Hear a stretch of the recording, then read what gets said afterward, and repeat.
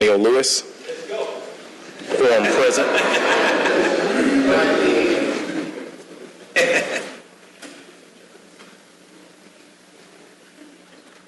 Thank you, Mr. Clerk. We'll now move to the adoption of the agenda. Are there any changes to the agenda? Hearing none, I'd entertain a motion to adopt.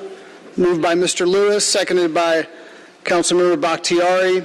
We'll do this via unanimous consent. Are there any objections to the adoption of the agenda? Hearing none, Mr. Clerk, please sound the count.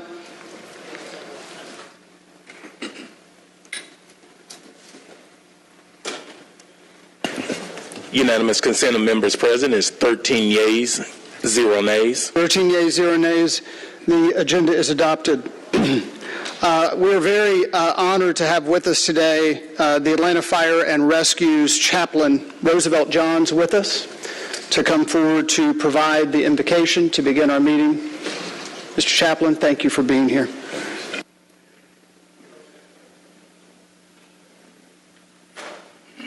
Thank you for having me, sir.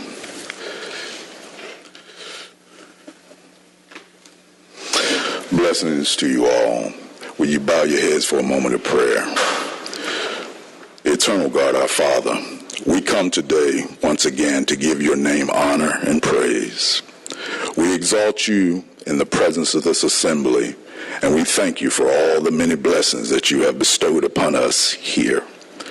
We welcome you here today and pray that you will guide all that takes place. You are a God of order, and we pray that everything that is done in the spirit of excellence and order. Father, we pray that you would bless the city of Atlanta this time and the work that shall take place here today. Bless everyone under the sound of my voice as they reason together, making decisions, developing plans, delivering judgments as it relates to the operations of the city of Atlanta. Help them to always be mindful of the people to whom they serve. Bless each one with wisdom and clarity as they work for the purpose and the good of the people. May all that they do please you and bless the people. In the name of our Lord Jesus Christ we pray. Amen.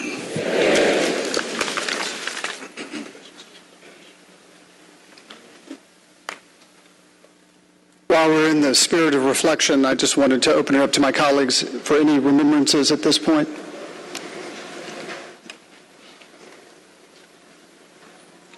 Hearing none, we will move the Pledge of Allegiance. Would you please rise and join me in the pledge?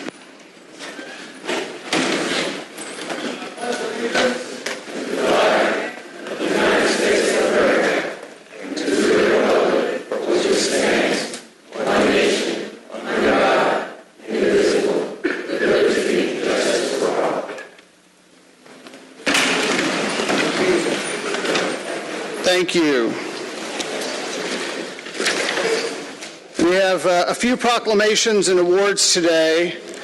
I would just say, to preempt speculation, if you can't see, both Mr. Hillis and I celebrated birthdays on Sunday, and our colleagues, thank you.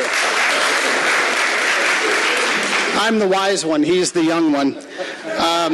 And Councilmember Boone was kind enough to provide these balloons for our chairs, and we've decided that in an unprecedented step, we're going to keep them up as long as we can today. So thank you, Councilmember Boone. Our first proclamation is in recognition of Morris Brown College and Dr. Kevin James. If those associated with Morris Brown would please come forward at this time.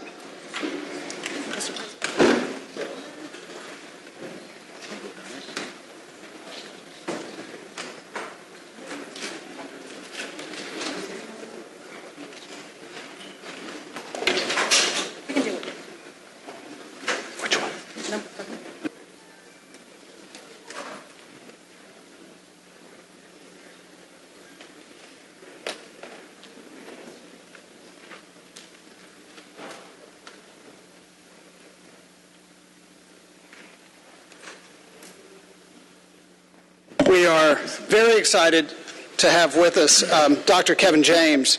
A few of us were there a couple of weeks ago to celebrate the reaccreditation of Morris Brown, but it is such an important and momentous step that we wanted to recognize you and all the efforts of so many of your colleagues in bringing Morris Brown College back to full life. And so with that, I'm going to read this proclamation. It says, Proclamation of the Atlanta City Council in recognition of the accreditation of Morris Brown College. Whereas the Atlanta City Council wishes to recognize Morris Brown College for regaining its full accreditation on April 26, 2022, under the leadership of its president, Dr. Kevin James. And whereas Morris Brown College, founded in 1881 by the African Methodist Episcopal Church, is a private coeducational liberal arts college engaged in teaching and public service, with a special focus in leadership, management, entrepreneurship, and technology. As the only college in Georgia founded by African Americans for African Americans, the college is proud of its tradition of serving the educational needs of the best and brightest young minds, while simultaneously providing educational support to students who might not otherwise receive the opportunity to compete on the college level. And whereas Dr. Kevin James made history by leading Morris Brown College to become the first HBCU to regain its accreditation after a nearly 20-year hiatus. He withdrew from his 22-year career as a higher education administrator, professor, executive business leader, and motivational speaker to fulfill his role as the chief executive officer of the college. To execute his preliminary vision of reaccreditation, he built a strategy around several core pillars, including academic strength, governance, financial sovereignty, alumni partnership, and community engagement, which was supported by dedicated faculty, staff, students, and alumni. And whereas we celebrate the complete restoration of Morris Brown College and its continued preparation of graduates to live meaningful and rewarding lives, thereby enabling them to make socially constructive and culturally relevant contributions to society. Now, therefore, be it resolved that we, the members of the Atlanta City Council, on behalf of the citizens of Atlanta, do hereby proclaim this 16th day of May 2022 as Morris Brown College Day in the city of Atlanta.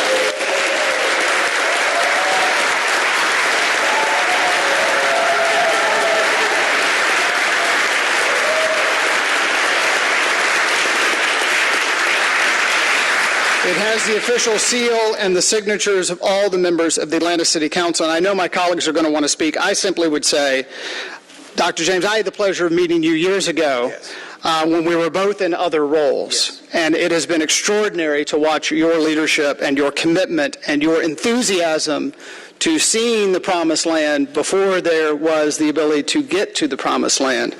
And like I said on that day, not many people get to be both Moses and Joshua. And you've gotten to be Moses, and now you get to be Joshua. Yes. Congratulations. Let me turn the microphone over to any of my colleagues who want to speak, and then Dr. James, of course, you'll get a chance to speak as well. Wonderful. And I just want to start off by saying HBCU. And there you go. To as a HBCU graduate and former student body president, I wish I was student body president under someone like you. Oh, thank you. The leadership that you've displayed, the energy that you've displayed, I've been able to watch you from afar. And to be standing next to you today, understanding I'm coming to homecoming October 8th and I can come to your booth. Absolutely. Is a big deal. So congratulations, Morris Brown. Congratulations, Dr. Kevin James, because none of this happens without you. I told you that we got heroes in our community, and you look like one every day. You're spiffy to death, but you're a hero, brother. I appreciate you. Thank you. Thank you so much.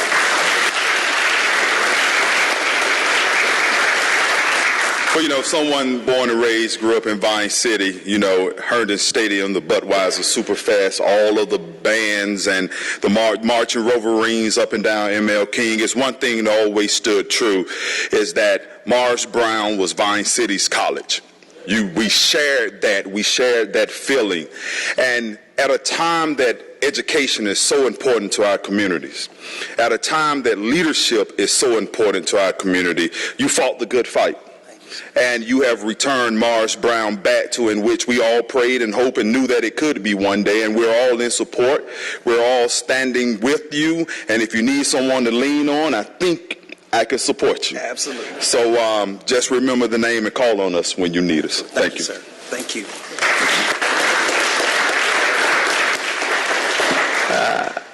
I would not be where I am today without Morris Brown College. As many of you know, my father has been a professor at Morris Brown for 42 years. And so I grew up on the campus, but it in many ways shaped my life and put me through college, amongst other things. And this moment's a long time coming, and it would not have happened if not for your passion, energy, and vision. But obviously it also stands on the shoulders of a lot of other folks who have put sweat and blood and tears into the college. I will note as a point of additional personal privilege that Morris Brown College, though it sits adjacent to other AUC schools on the west side of our city today, when it was founded, it was actually founded in the Old Fourth Ward at Boulevard and Houston Streets, kind of where Freedom Parkway comes up off of 7585 today. And I'm hoping at some point we can work together to get a plaque, a commemoration of the original campus there. Absolutely. Before it moved over in the early 20th century to its current location. But this is a great moment of celebration, not only for the college, but for our city. We are tremendously grateful for your leadership and excited for the AUC being at full strength again. Absolutely. So thank you. Thank you so much. Thank you. Well, first of all, good afternoon to everyone. Thank you all so much for this honor today. I am so humbled and honored to be the 19th president of Morris Brown College. I'll never forget in December of 2018 when I got my first interview to be the president of Morris Brown, and I called several of my mentors and I said, I got an interview to be the president of Morris Brown College. What do you think about that? And several of my mentors said, are you crazy? Don't you know that has never been done before? Don't you know that no HBCU has ever rebounded and come out of $35 million bankruptcy, come out of the loss of land, reputation, everything that happened through Morris Brown College? But I proclaim today, can dead bones live again? And I want to say that they absolutely can. They can, they have, they will, and we are absolutely moving Morris Brown College forward. I would not be here without the dedication of all of the alumni, the AME Church, the faculty, the staff who never gave up on dear Morris Brown College. You mentioned your father's been a professor at Morris Brown for 42 years. Through bankruptcy, through the loss of land, through not getting paid, so many people gave up their life for Morris Brown College, and it was not in vain, as on April the 26th, we received our full accreditation, and we now have federal financial aid. Thank you. Thank you so much. What does that mean? That means that our institution has demonstrated that we are an institution of quality, that we have met all of the standards set forth by the United States Department of Education, and we now have federal financial aid where we have access to grants, scholarships, and the like for students to attend, I want everyone to say, the most affordable. The most affordable HBCU in this city. So we look forward to all of you sending your students, your kids, your grandkids, everyone to dear old Morris Brown College as we continue to grow this institution through what we call the hard reset. Thank you all for this honor today. Thank you.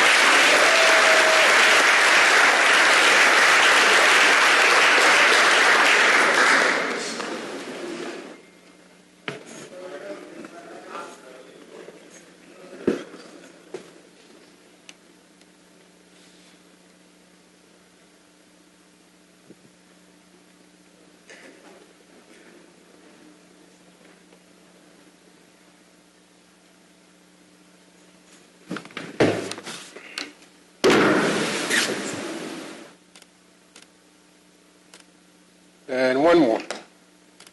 Thank you.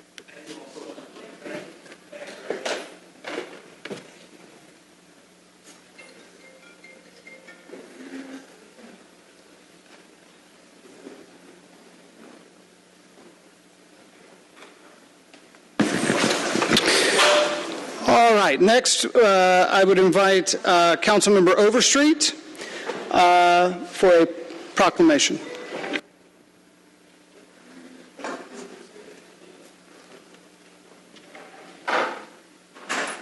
Thank you, President Shipman.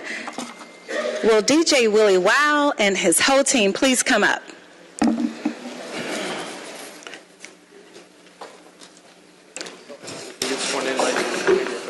see they refuse to come up with you.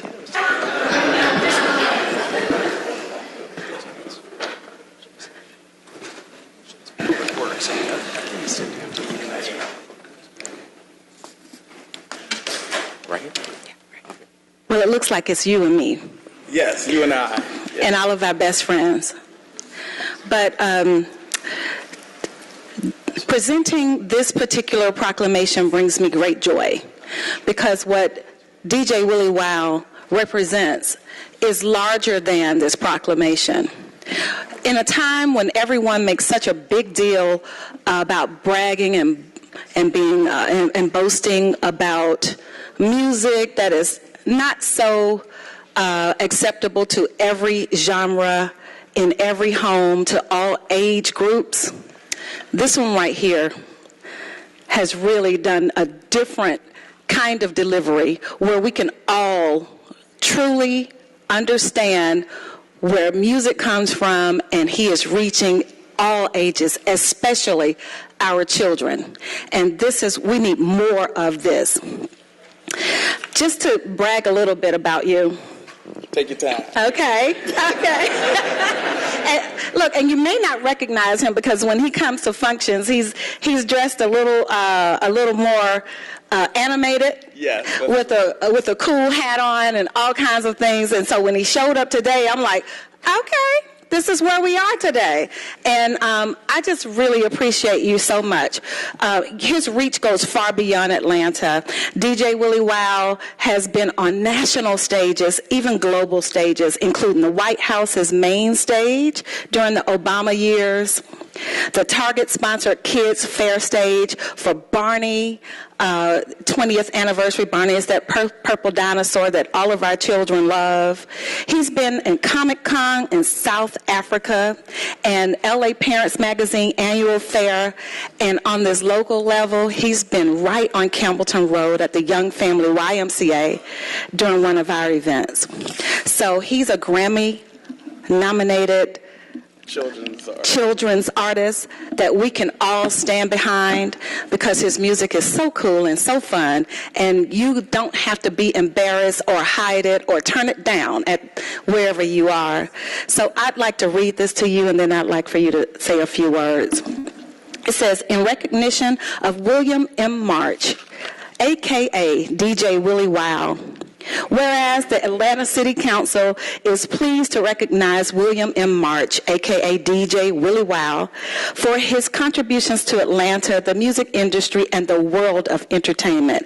And whereas over the past 15 years, March has grown his career as a children's songwriter. He has a catalog of more than 200 songs that he has performed for thousands on stage around the world. And whereas DJ Willie Wow wrote Nothing Wrong with Black Crayon, which is featured in the Grammy-nominated album All One Tribe by One Tribe Collective.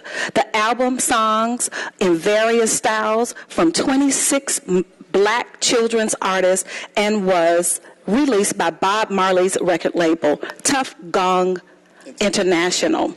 And whereas in 2020, DJ Willie Wow won the Independent Social Action Song of the Year, MLK That Way, which featured Chuck D.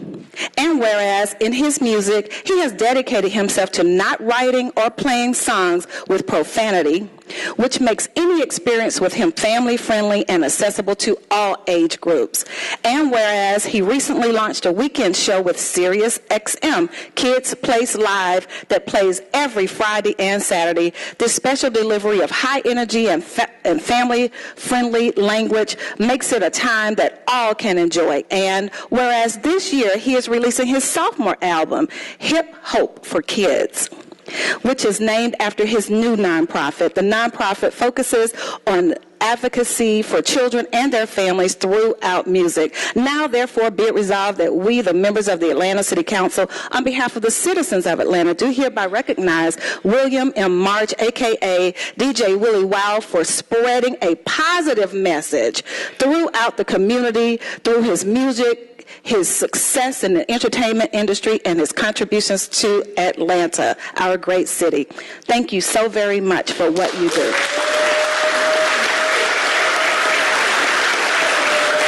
This is yours.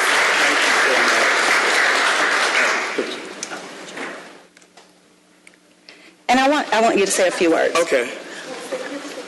Yes, we're going to go up. Speak first.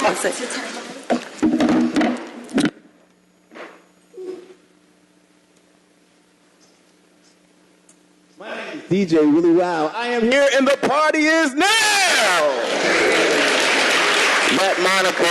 That moniker started here in the great city of Atlanta. It rang loudly and proudly at Zoo Atlanta for 13 years to every street in Atlanta. I mean, every time I'm at a stoplight, I have a story probably at every intersection or recreation center in this great city.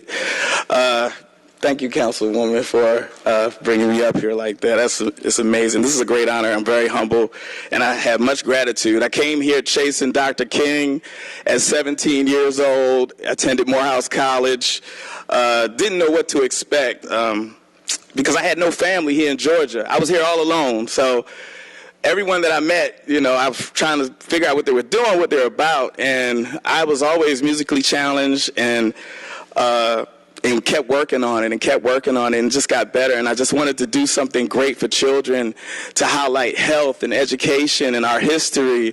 And chasing Dr. King took me all the way to the King Center. I was doing the MLK Day parades, and it took me to so many places. I mean, I've been around the world just entertaining children and creating family experiences that this current society is thirsting for, and being able to be nominated with the first historic album for African-American children's artists was amazing. And so, my life took a detour, but Atlanta is the city where I met my destiny. So thank you so much, Atlanta. I'm thoroughly honored, and if you guys need me, I am here. DJ Willie Wow. So I want everybody to repeat after me. You can never go wrong doing the right thing.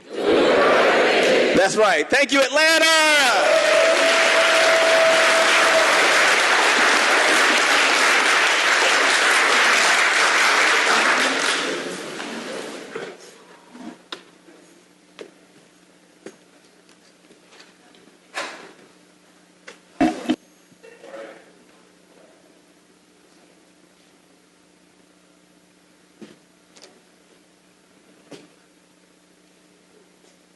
Right here, please.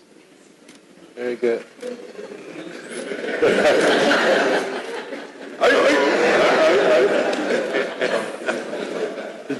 Are you good, sir? Yeah. Okay, thank y'all.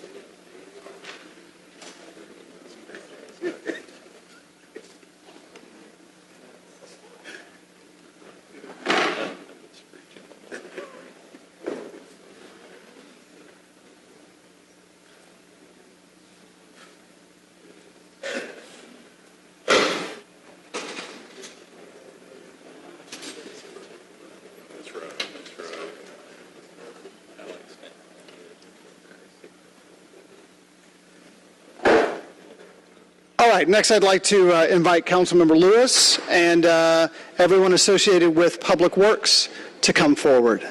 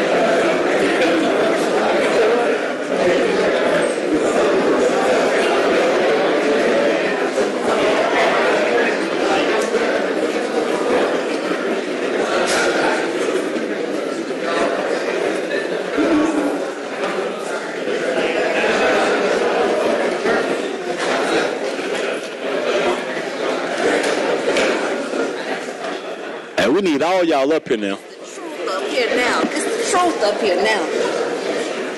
We got the truth up here now.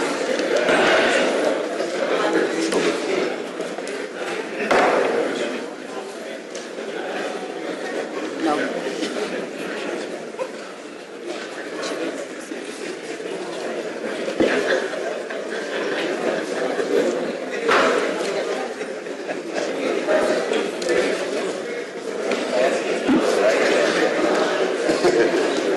You got your... Do y'all want me to say good things about Saturday? Great Saturday? So I'm pretty sure how great that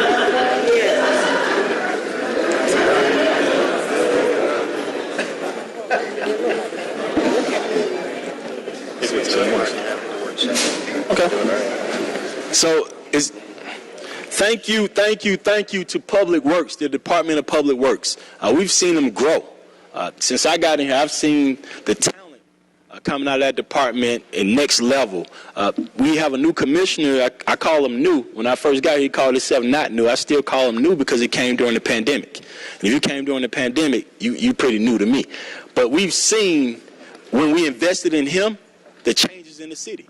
And we've been seeing them over the past 112 days, almost 120 days since I've been in office, so I appreciate that. I'm honored to be able to give out this award coming from ASME, coming out of this particular thing, so I'm super honored to be able to give out this proclamation today. Proclamation, the Atlanta City Council, in honor of the Atlanta Department of Public Works, as part of the National Public Works Week.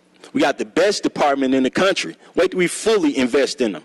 Whereas the Atlanta City Council is pleased to recognize the Atlanta Department of Public Works as part of the National Public Works Week, and whereas National Public Work Week, as instituted by the American Public Works Association, is a celebration of tens of thousands of men and women in North America who provide and maintain the infrastructure and services collectively known as public works. And whereas public works infrastructure, facilities, and services are vital and important to the health, safety, and well-being of the people of this community. And whereas the support of an understanding and informed citizenry is vital to the efficient operation of public works, systems, and programs such as water, sewer, stormwater management, streets and highways, public buildings and grounds, parks, solid waste collection, and waste processing. And whereas the quality and effectiveness of these facilities, as well as their planning, design, and construction, is vitally dependent upon the efforts and skills of public works personnel. And whereas the efficiency of the qualified and dedicated personnel who staff public work departments and office is maternally influenced by the people's attitude and understanding of the importance of the work they perform. And whereas this year's theme for National Public Work Week is Ready and Resilient, which speaks to the essential nature of public work services and the support of our everyday quality of life. Now, therefore, be it resolved that we, the members of the Atlanta City Council, on behalf of the citizens of Atlanta, do hereby proclaim the week of May 15th through 22nd, 2022 to be the National Public Works Week in Atlanta. We call upon all citizens and civic organizations to acquaint themselves with the issues involved in providing our public works and to recognize the contributions that public work officials make every day to our health, safety, and comfort and quality of life. Thank you to the Departments of Public Works.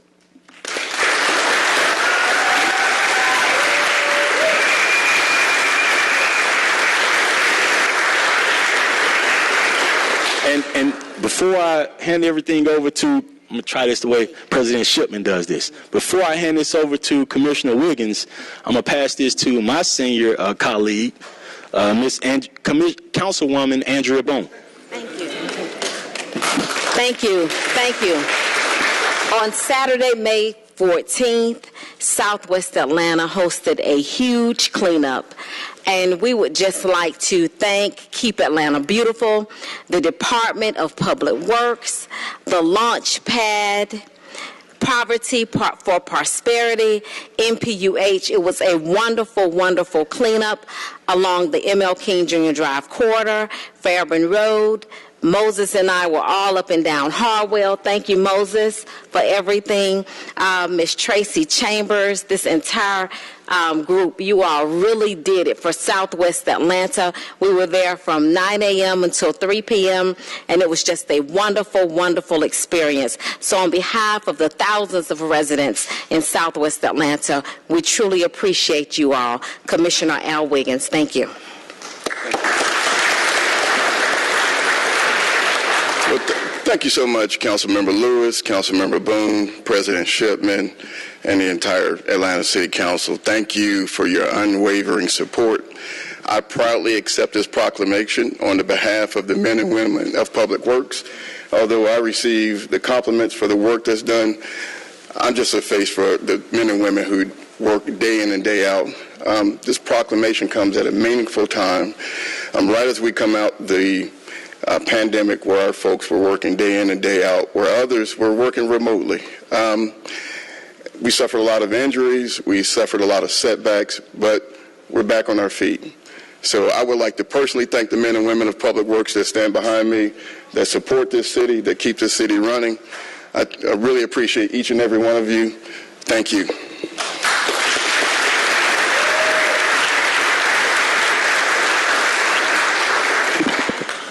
Yeah, I hope people understand how many employees up here and out in the field have been working in and for this city for decades. There's a lot of very veteran, caring employees here, and they work hard on behalf of the Utilities Committee, on behalf of the entire committee. I just want to recognize and thank each and every one of you here and those of you who are not here. Thank you. Thank you.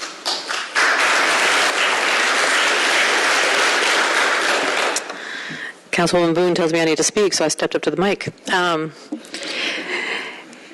I cannot thank Commissioner Wiggins and the rest of the team enough. I know that Councilmember Lewis said that you're new. Obviously, we're very new. Stepping into this as new council members, I don't think the public ever understands how spoiled we are in many regards. We have incredible, incredible, incredible commissioners. Commissioner Wiggins and his staff, I mean, the people that we don't even get to see day in and day out. We would be nothing without you guys. Thank you for keeping our city running, because all of our progress, everything that makes Atlanta is built on y'all.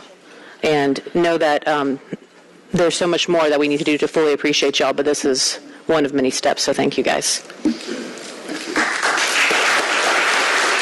Ms. Kanika Greenlee. As Commissioner Wiggins stated, I just want to say thank you to all of the hardworking employees of DPW. We stand on their shoulders. The work that we do, we couldn't do it without them, so thank you again. And Commissioner, please lean on us for the barbecues and the DJs. We want to make sure that the employees know how very much we appreciate them. We want to go back to having fun and working. Thank you.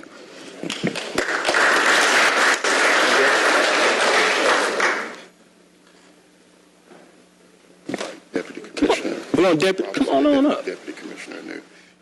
So I would like to introduce Deputy Commissioner Robinson, Deputy Commissioner Anu.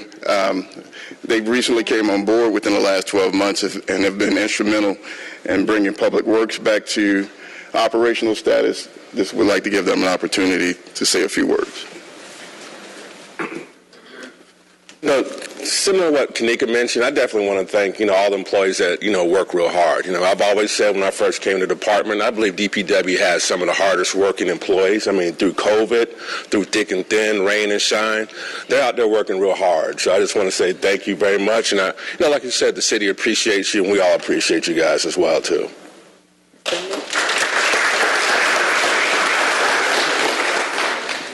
Hey, good afternoon, everyone. Deputy Commissioner Anu here.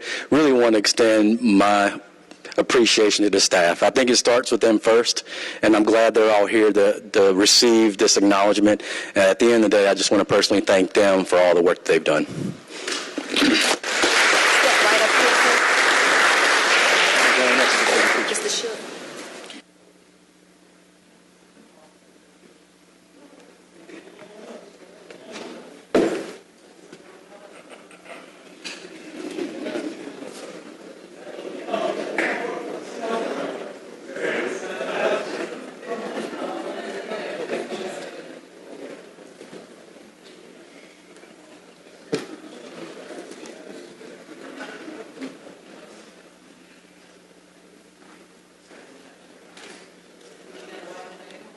I got most people.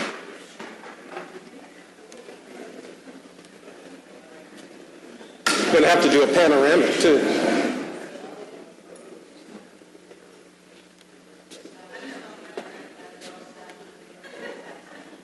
I have to stitch it together. Everybody on this side, can you make sure you can see my camera, please? It's a gentleman behind you.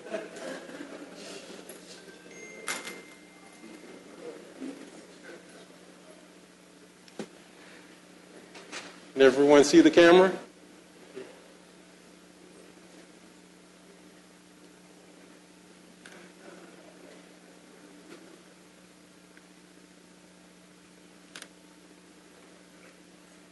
Bear with me.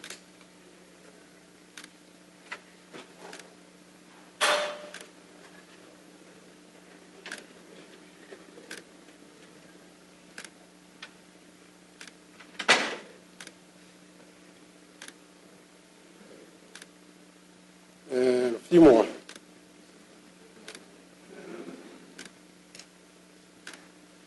Thanks.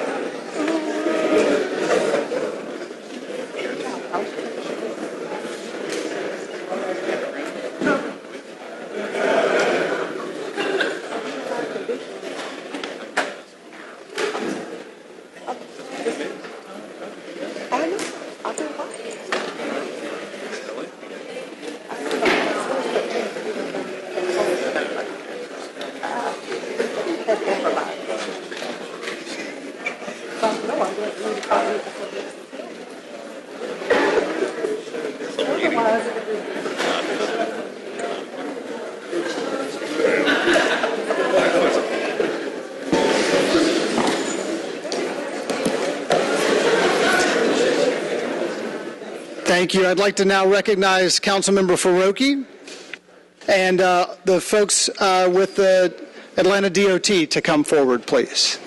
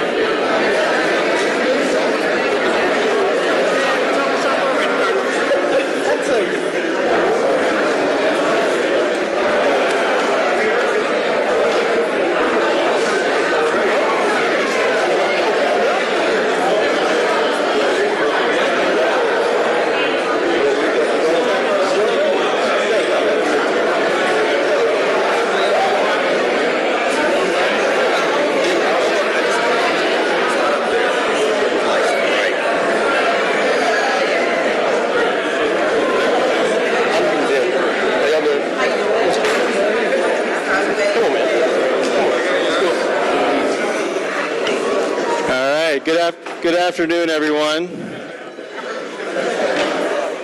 If there was one department that could create a traffic jam, it is the Atlanta Department of Transportation. But my name is Amir Faroki. I'm honored to present two proclamations to ATL-DOT today. I just want to make sure everyone knows that when you walk out of this building and you stand on a sidewalk, that's ATL-DOT. When you get in your car and drive on our streets, that's ATL-DOT. When you see that traffic light or that stop sign or you cross that bridge, that's ATL-DOT. Every aspect of your experience as you move through this city is in many ways governed and shaped and maintained by the men and women of the Department of Transportation. And so it is my honor and privilege to present two proclamations to you today. The first one, similar to the Department of Public Works, is a recognition of the department as part of National Public Works Week. The proclamation reads almost identical to the one that was read for Public Works. I won't read that, but I do want to honor the department as part of our Public Works workforce. So much of the infrastructure of the city is shaped by not only the Department of Public Works, but the men and women of DOT, and we're really grateful for all their work because it is thankless, right? It's 24 hours, 7 days a week, 365 days a year. When you're having Thanksgiving lunch or you're waking up on Christmas morning, there's probably a DOT crew out there making sure that things are running smoothly, and we sometimes forget that. So I want to thank everyone in the department for their hard work, and to the Commissioner, thank you for your leadership, and for the entire department, I'll present this to you first.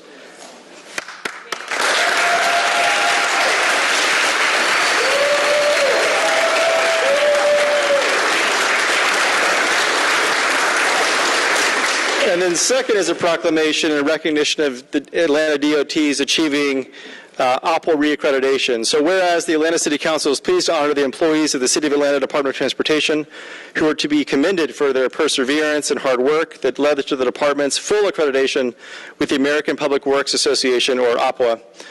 Whereas the Atlanta Department of Transportation is among a prestigious group of 134 public works jurisdictions nationwide, fully accredited by the OPWA, and one of only 5 agencies in the state of Georgia to have achieved this feat.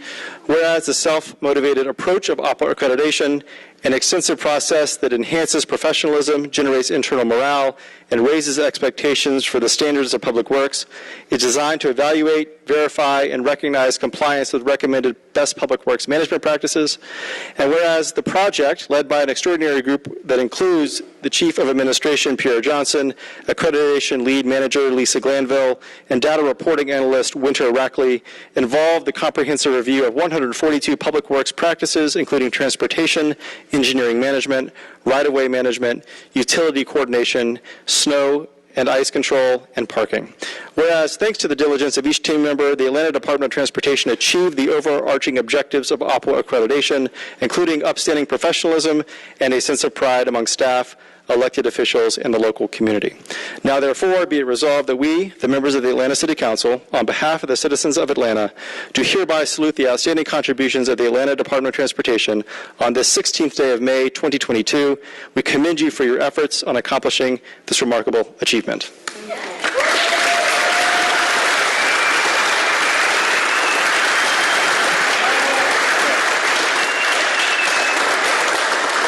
I'll turn first to any colleagues that want to make remarks, and then we'll turn it to the Commissioner. Yes. Mr. President, please allow everyone to say Atldot. 1, 2, 3. Atldot. 1, 2, 3. Atldot. So thank you all so much for, one, your responsiveness. Commissioner Rowan, your team, they are dynamic, whether it's replacing street signs, whether it's going out filling a pothole, whether it's just simply going out to talk to the neighbors in the Peyton Forest community. Commissioner, you all are to be commended for being dedicated and diligent servants. Thank you all so much, and let's keep the barbecues, the DJs, and let's continue to have some fun. And I want to speak for members of this body. Whatever you all need, whatever support you all need for morale, just let us know if you need us to come out. Thank you. Thank you.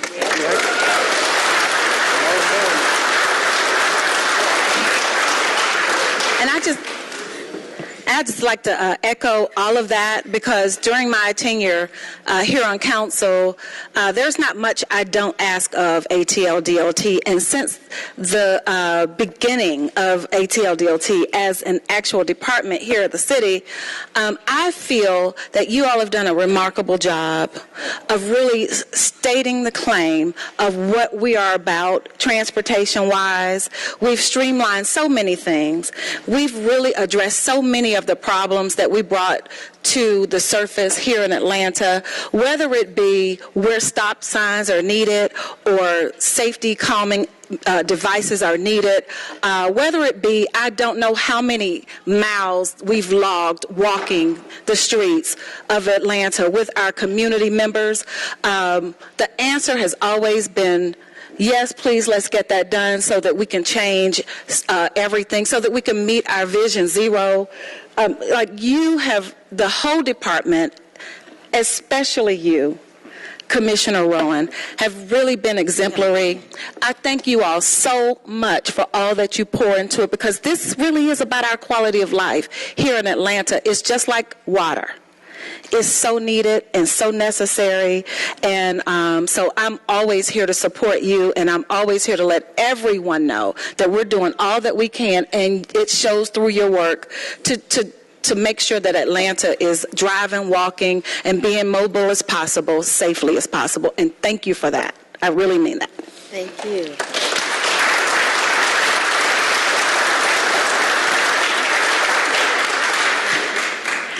So, just a couple words. Coming on to Atlanta City Council with no special degree in transportation whatsoever, Commissioner Rowan and his team do so much to make this work understandable and accessible. And you do so much more than, I hope we understand that there's so much more than filling potholes and stop signs, which are all vital. But huge, huge congrats to Commissioner Rowe and this team for taking us in a multimodal connectivity direction, for doing everything you can to educate us on pedestrian and bicycling safety, on our last mile vision, on fighting to reduce pedestrian fatalities, on doing things like shedding light on the lack of connectivity in some of our most underserved communities, and getting us to do things like focus on arterial roads and educating us on how that's important to offset fatalities and incidents on side roads. And while we will absolutely have these barbecues and everything else to show you our appreciation, we're also going to do things like fight for our pay studies and making sure that our employees are taken care of, because y'all are a gift to the city.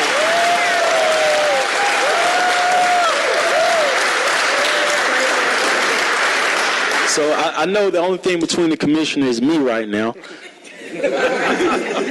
But I'll say I've never seen such a forward-looking department. And when I met him, I was like, okay, he's 7 foot tall. He can just see further than us. Yeah. So I wanted to say that to come into to see how forward-thinking he is, we need the smart people running this department. The city has been blessed to have Commissioner Rowan in this to run our Department of Transportation. We're blessed. Not many like him. How he feels about the city, how he feels about one-way streets, speed humps and stuff is just different. And so I appreciate you, and I appreciate the service you've shown our city, Mr. 7 foot. Thank you again.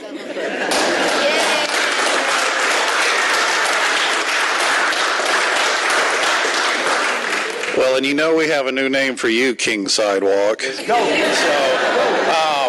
No, thank you. This is a great honor. Atlanta Department of Transportation is 300 men and women strong. And I'm here to tell you there's nothing that they can't do. This is a group that's believed in itself, has developed a bit of a swagger. We say there's only one rule to be part of DOT. My mother would get mad at me for using this word in front of all of you, so I will spell it backwards. SSA-DAB. That is what the men and women at the Atlanta Department of Transportation are, and I am so proud of the work that they've done. It doesn't matter what they're asked to do, they find a way to do it. And so when I'm not working, I like to read, and I find inspiration from some of the great scholars. And there's a gentleman named Theodore Geisel. You may know him as Dr. Seuss. So I'd like to wrap up with Dr. Seuss. Just never forget to be dexterous and deft, and never mix up your right foot with your left. And will you succeed? Yes, you will indeed. 98.75% indeed. Kid, you'll move mountains, so be your name Buxom or Bixby or Bray or Mordecai A. Van Allen O'Shea. You're off to great places. Today is your day. Your mountain is waiting, so get on your way. And nobody is working right now because we all showed out for this.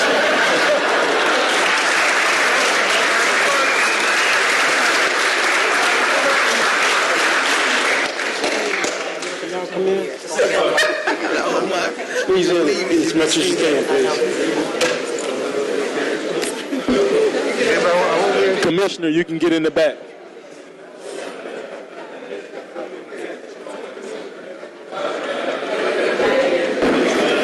Can I get you to go right there? Right there? No, right. Sir, you.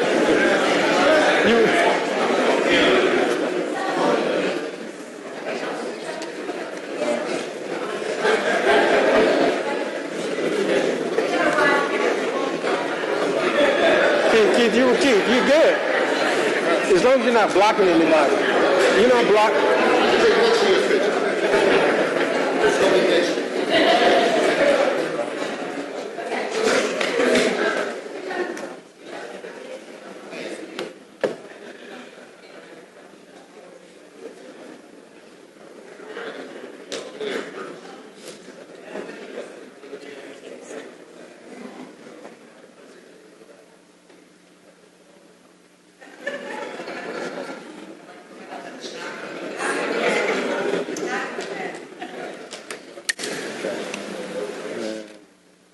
Yeah.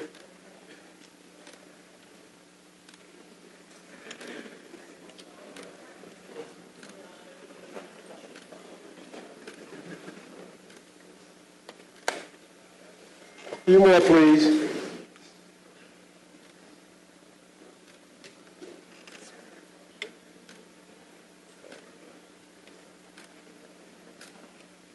Thank you for your patience.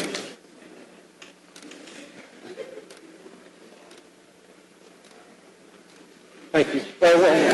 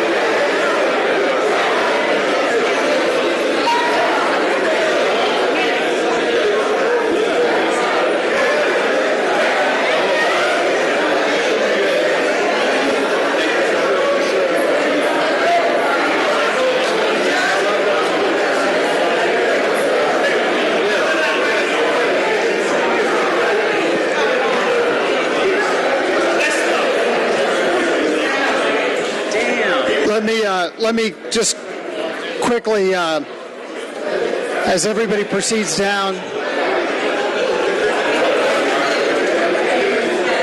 let me just add my appreciation for both the Department of Public Works and Atlanta DOT for all that they do.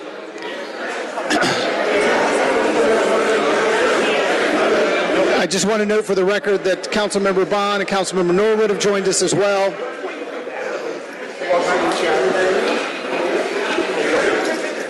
We have one more proclamation that was inadvertently left off the agenda. Okay.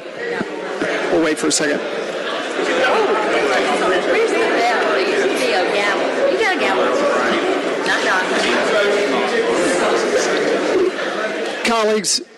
Colleagues, there was one proclamation that was inadvertently left off the agenda. So without objection, we're going to do that as well. Do I hear any objections? Without any objections, Mr. Clerk, would you please call the count on unanimous consent for an addition to the agenda? Duly noted. Unanimous consent is 15 yeas, 0 nays. 15 yeas, 0 nays. I would call forward Councilmember Waits for one proclamation. Make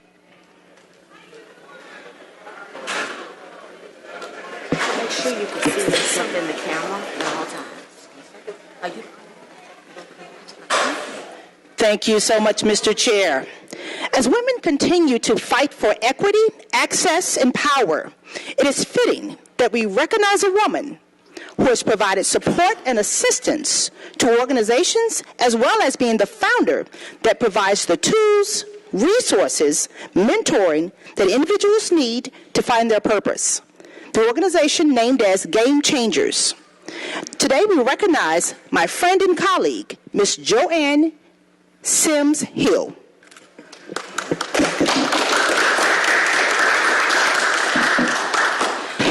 Ms. Hill, I would love to read this proclamation to you on behalf of the Atlanta City Council and the citizens of Atlanta. But it says, Atlanta City Council, in recognition of Joanne Sims Hill. The Atlanta City Council is pleased to recognize Joanne Sims Hill as having not only an exceptional career as a nationally recognized leader in diversity, equity, and inclusion, that includes radio, television, and corporate America, but for also being committed to making an impact daily.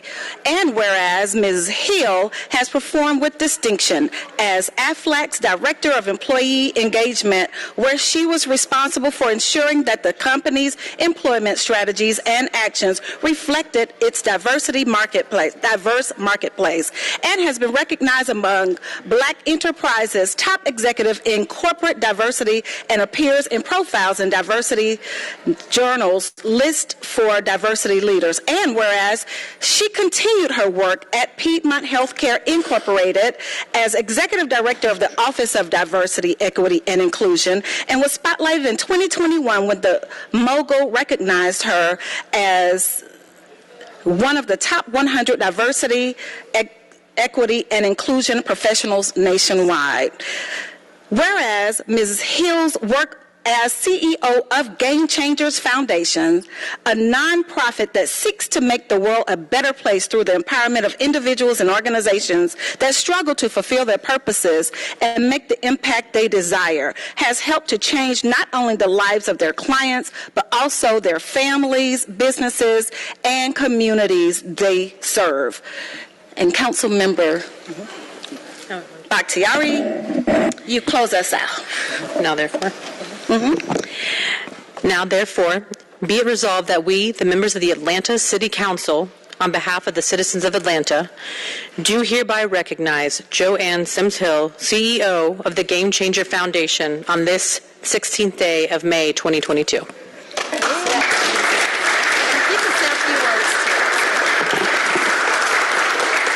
I want to say, first of all, good afternoon and thank you. I am humbled and I'm honored to be here, to President Shipman, to all of the members of the council, and definitely to Councilwoman Wakes. You know, as I sat here and I listened to other people who were being recognized today, Dr. Kevin James, who I had an opportunity to interview, and to the DJ, and to see the Atlanta Public Works and the transportation, I sat there saying, there are so many game changers. And I want to encourage each and every one of you to know that you are a game changer. There are two words that are important to me: being intentional and having impact. The question for each and every one of you today is, what will your legacy be? I have a passion for women, and that's why the Game Changer Foundation was created. Women, and definitely women of color. So I want to say first to the men in the room, when was the last time you reached down and provided mentorship, allyship, or sponsorship to a woman? If you have not, then I encourage you to make today be the day that you do that. And then to the women of the House, when was the last time that you encouraged, complimented, or reached out to provide a need? Because I love to see the women that are here on the council, but there are more women who should be part of being an elected official, more women who need to run, and more of us who need to support them. Women, when was the last time you fixed a woman's crown without telling someone it was broken? Impact and being intentional. I'm honored today, and I invite you to go to the GameChangerFoundation.us to see how you can be more involved, because the world is waiting on you. Be a game changer. Thank you. Thank you.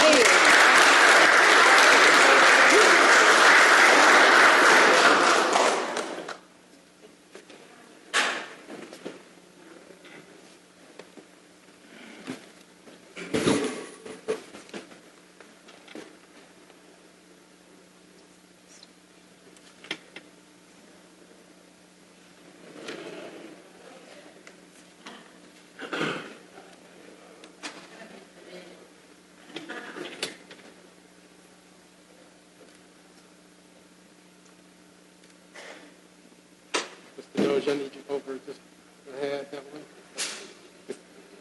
I got it. We got it. I can move the camera easy. Oh, got it. Thank you. All right, thank you, everybody. On the count of three, on a 1, 2, and 3. One more, 1, 2, and 3. Thank you, everybody.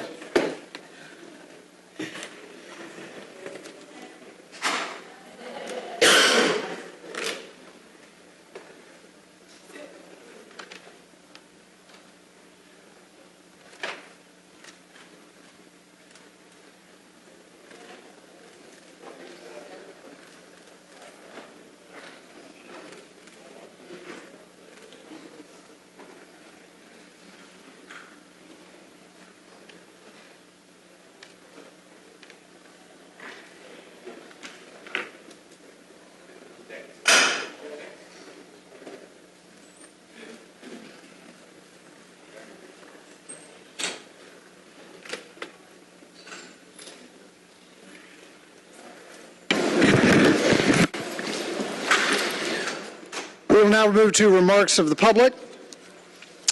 We were having a little trouble displaying the speakers up on the video boards in the chamber. Oh, Mr. Bond?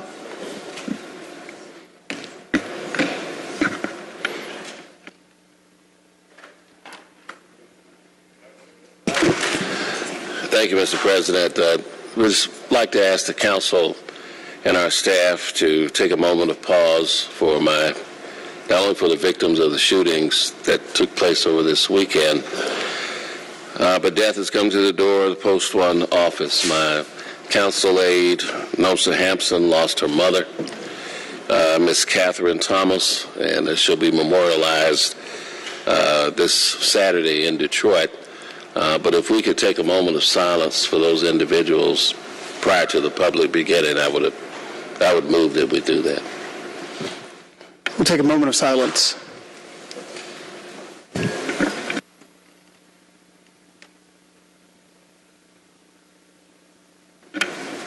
Thank you. Thank you. So I will be working from the sign-up sheet. First, we'll have Ron Shakir, and two folks have yielded time. So, Mr. Shakir, you will have 6 minutes total.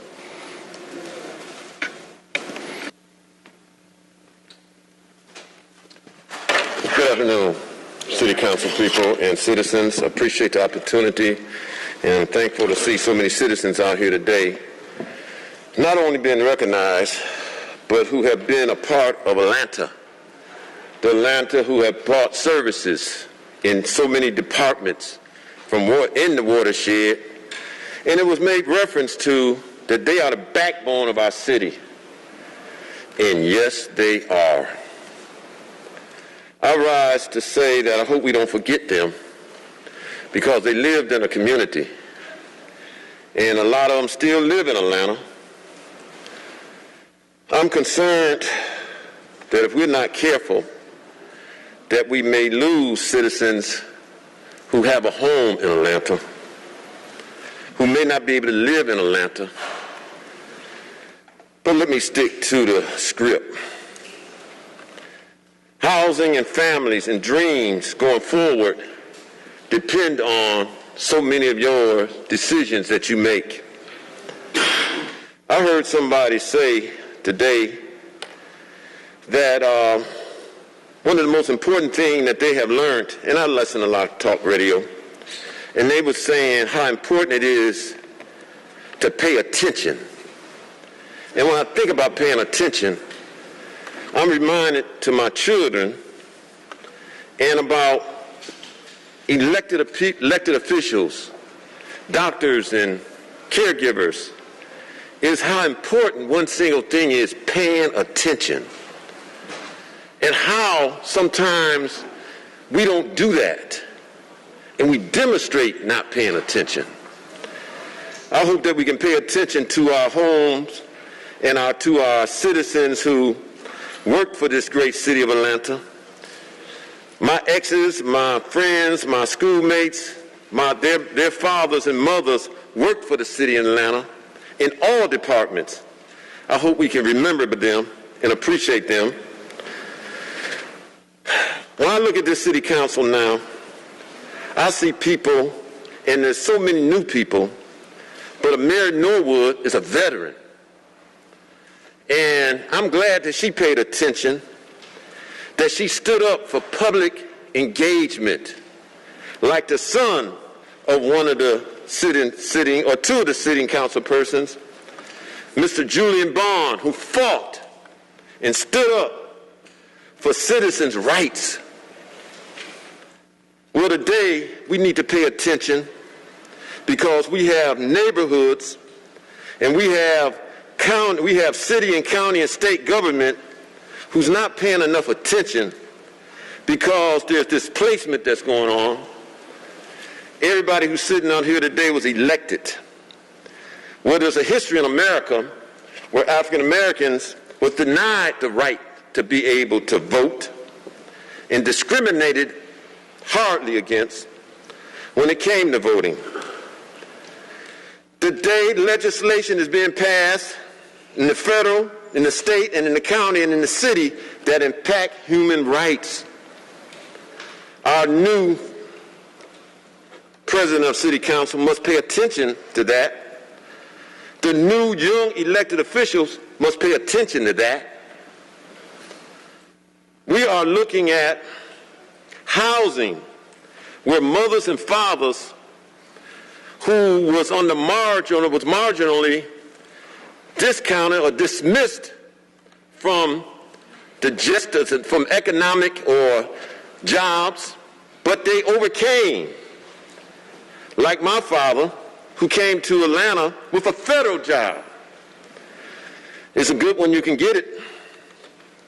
We stayed in the Peyton Road area. We stayed in the Ben Hill area. And we stayed in the Beecher area. But these were communities that we was able to be part of this city. But people are being dismissed from this town today from apartments and housing that they can no longer be a part of this city. You got to pay attention to that, Mr. Farouk. You got to pay attention to that, Mr. Winston. It matters that we pay attention. It matters. These are families. These are children who have to decide what school they're going to have to go to when they haven't decided where they can live. Their mama and fathers can't concern that yet. What's happening over on Martin Luther King Drive? Many of them was meant to be here today. The conditions in which they living in today, they holding on to something because they have no other place to go to. This is Martin Luther King Drive.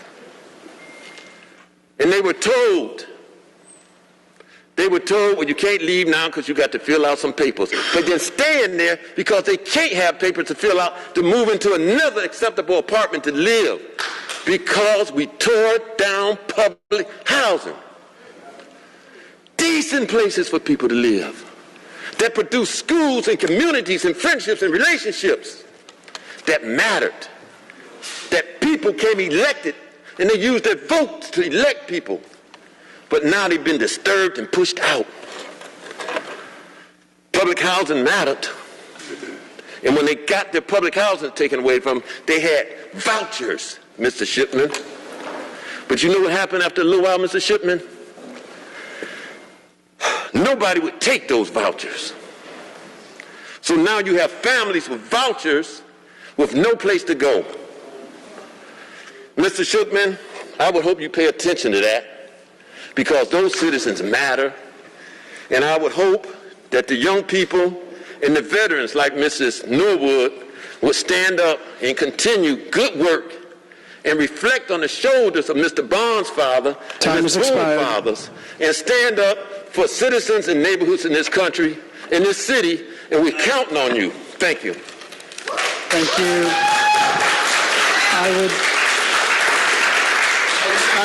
I would remind the audience that cheering is not allowed during public comment. Please refrain.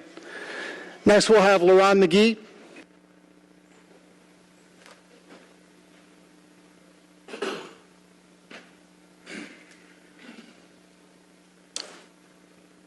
My name is Leron McGee. I represent the nonprofit From Me Unto Unity. I'm here today because we have a serious slumlord issue throughout Atlanta. We have tenants who are living in they living in such sick and sad conditions. I mean, it made me want to cry.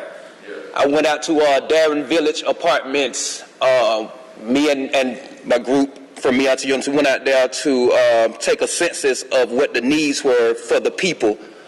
I was asked by Andrea Boone to bring her a list of the needs for the people. And when I went out, I had been out there 2 months ago, but I went on the outside of the complex. And I seen the conditions they was living in with the big wash rats. I seen trash everywhere. I talked to a few tenants who said the mold was so bad that they couldn't even sit in their apartments for a full day. So I took pictures of it. I sent it to the council members. I sent it to the Fulton County commissioners. I didn't hear anything back. I decided to come down 2 weeks ago. No, it was last Monday. Last Monday I came down. I wanted to talk with Jason Winston's office about the situation that's going on in Forest Cove. A couple of residents say they don't have any housing, say they got to be out by the 15th. The AJC reported the same thing, said 212 families got to be out by the 15th. So, you know, me and my little crew want to go and try to help them, see what we can do. Jason Winston's office, they didn't come out and meet with us. They said they didn't have any staff or something that wasn't in the office or whatever.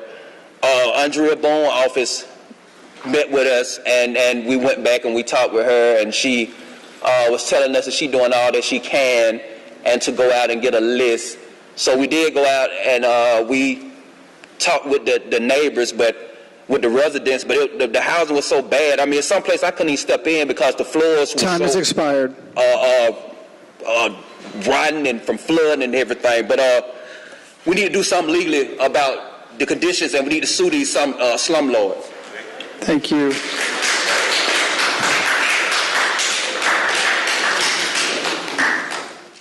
I would encourage everyone to wave their hands. If you continue to clap, I'll have to ask you to leave. Jabari Ash has yielded time. Nico Mean has yielded time. So we'll now move to Lanny Milan for 2 minutes.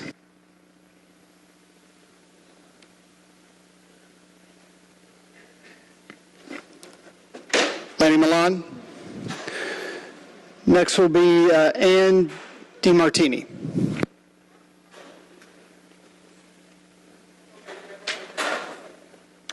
Hello, I'm Ann DiMartini. I live in District 3, and as a relatively new Atlanta resident, I chose to move here because I thought it was a progressive and diverse city, and I chose to live in the city rather than a suburb. I was really heartened before I moved here to learn about that the legislation passed to close the ACDC, but then I was really surprised that by the time I got here, it had not actually been closed. So I ask that the mayor and the city council do your job and keep your promise and fully close the Atlanta City Jail. I also ask that you continue to listen to Women on the Rise as they actually know what the community needs to keep ourselves safe. And jails and police are not the answer to keeping us safe. So I also ask that you fully fund the PAD budget to request to shift those resources and that money away from traditional law enforcement solutions and into solutions that can really make a difference in the community. Thank you. Jasmine Keith for 2 minutes. Jasmine Keith. We'll move to Mackenzie Mercado.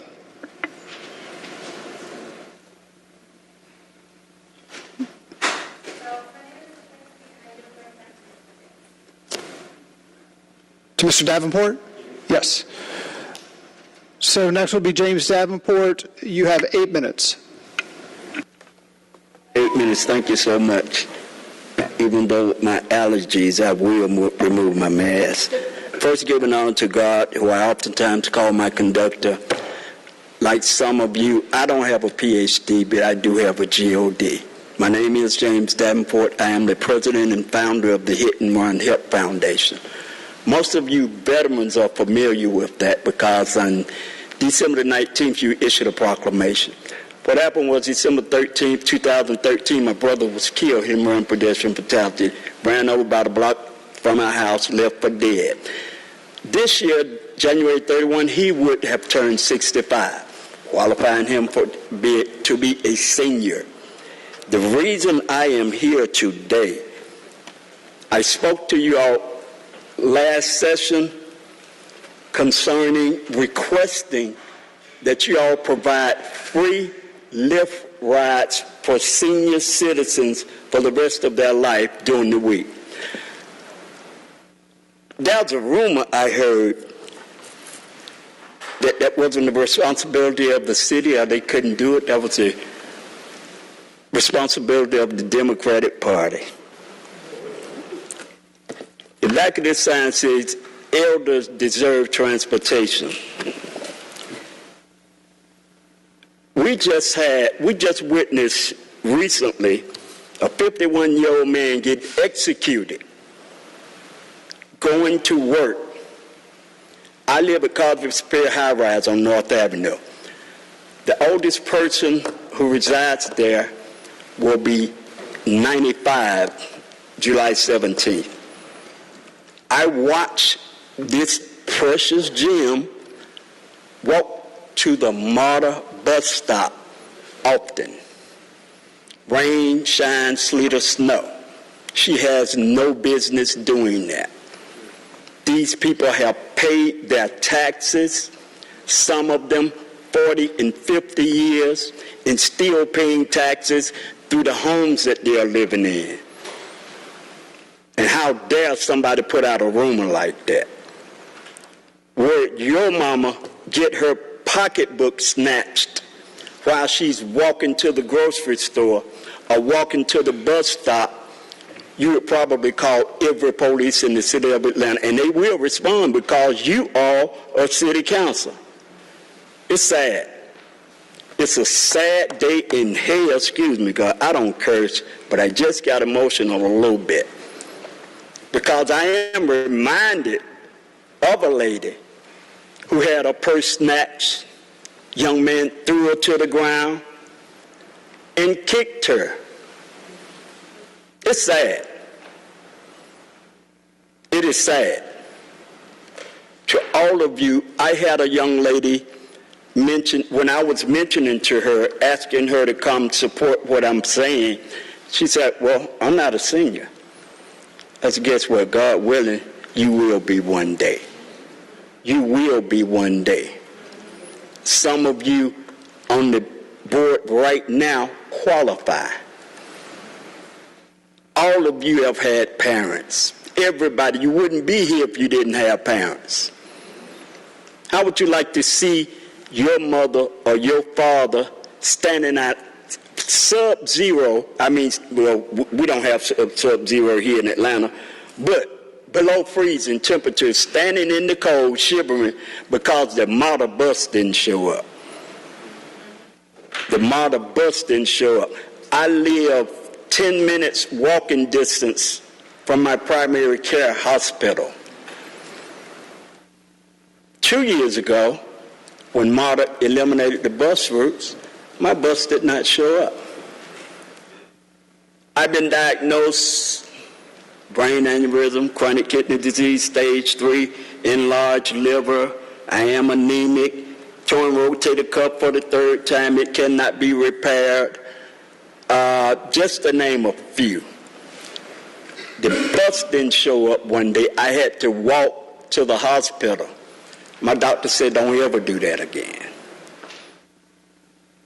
I am 63. I qualify as a senior. Guess what? Fulton County actually has a program for seniors. You can sign up 55 and over to get Lyft rides. You could travel anywhere up to 9 miles. Medical, for instance, doctor's appointment, you go 15 miles or to the pharmacy. Because you take 2 trips a day, up to 16 a month. $1 per trip. Guess what? Most people who live where I do, once they pay insurances like I do 2 life insurances, I do a health insurance, I do my phone bill, I pay my rent. Man, guess what? My food stamps went down. I barely have $16 sometimes left over after I have to do everything I do. Like most people who live where I live, barely can survive. All of you know the economy is in trouble right now. Even seniors who have cars cannot afford to pay for gas. So wouldn't this be beneficial to them? I think so, and I'm sure you think so. Everybody on this panel, I'm sure you feel what I'm saying. I'm going to say this. Councilman Boone, you know. Councilman Westmoreland, you know what I'm about to say. Councilperson Boone, you know what I'm about to say. I tell people oftentimes, I live my life tooting the horn for other people. Some of you veterans know I have recommended proclamations for several people. But one other thing that you do know, and the rest of you will learn, I tell people, if James Davenport say he's going to do something, I'm not a bad man, but take your last 2 pennies and bet it. Just like I was here 2 weeks ago, God willing, I'll be here 2 weeks after, 2 weeks after, 2 weeks after, until, remember, Councilman Boone, the first time when I told you that I would protest, and you said, why I protest? And I said, because we can't get what we want. Yes, true. Same thing today. We don't get what we want, that's what we will do. It's sad. MARTA, oh my goodness, that 1.5 cent sale tax that MARTA get above everything else they get. The mayor actually in his campaign promised everybody in Atlanta would ride MARTA free. I don't think he knew that there is a legislative law preventing that from happening. So here's a chance, Mr. Mayor. Keep some of your campaign promise. Provide free Lyft rides for senior citizens. The governor boasted $4.4 billion in excess of money. And he says the taxpayer money, guess what? Spend some of that money on the taxpayers, on the elderly. Time has expired. Instead of wasting this money on your buddies, everybody who's in a clique.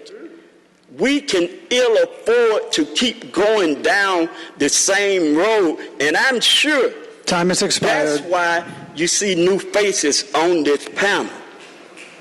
Please, please, take care of the elderly. Thank you. Thank you. Next, we will have Terrence Kelly Sr.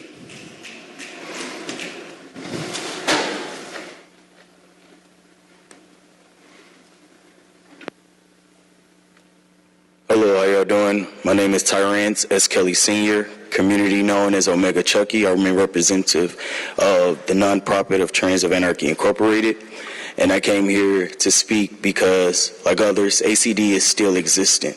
And I just want y'all to make it make sense to me, because I don't understand how an individual can get pulled over for improper backing and then taken into ACD and walk out of there with no left side peripheral, and a person is allowed to drive their car, but they were pulled over in a car that y'all said they couldn't drive. I don't understand how an individual can get pulled over for tents, don't get a ticket for tents, but then get arrested, but then a person is allowed to drive that same car that they was just pulled off in and then taken to ACD and then released. If it don't exist, there's no place for it. There's no reason for ACD to even exist as a holding spot for anybody. There should be no reason for that. If y'all want to keep it open and keep it a holding spot, then allow it to be housing for the many of individuals that have to sit around outside of that ACD place that y'all kick out of the shelters at 7 o'clock in the morning with nowhere to go. Close ACD or make it a housing place for individuals who have nowhere to go, who are suffering from mental illnesses or homelessness or lack of resources of health care from you guys. It shouldn't be a place that's open for y'all to constantly do harmful damage and trauma to those of us in the community, especially TGI masculine individuals, because they don't get no help. So I'm here to speak on behalf of Trans of Anarchy Incorporated and get y'all to do what y'all said that y'all was going to do. Because as men, we supposed to stand on our word, and the word was given years ago for ACD to be goals, and y'all are not men Time or has individuals expired. on y'all word. So close ACD. Thank you. Next, we'll have Bentley Hudgens.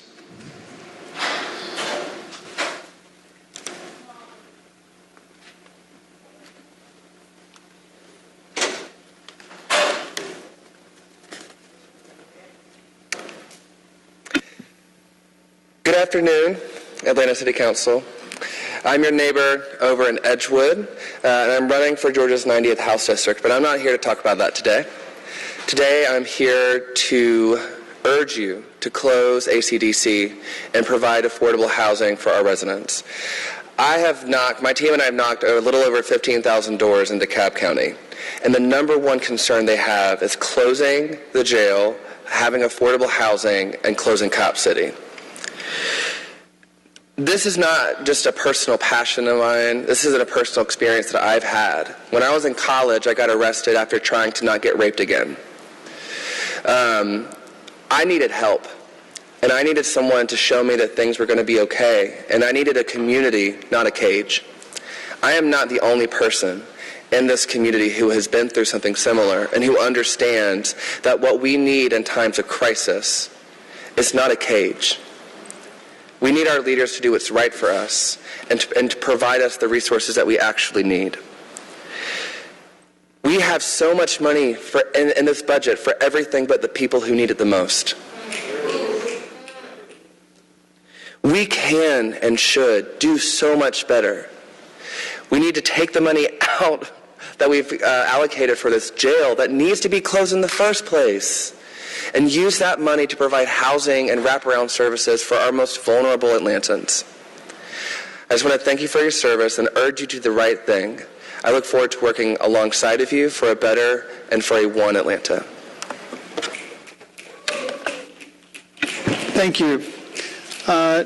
Next, we have someone signed up, Peace Justice. Next, then we'll go to Denise Rubin.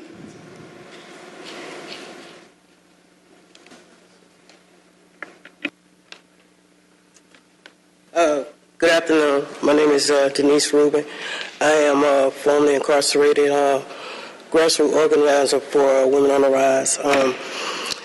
Thank you for implementing the Center for Diversion and Services, but that's only a first step for ACDC. We need to transform that, and the city needs to invest in services and programs that will improve the health and safety of the Atlantans. In addition to the work already being done by PAD, the Diversion Center, we need services like crisis response teams, walk-in community centers, and violence interruption teams.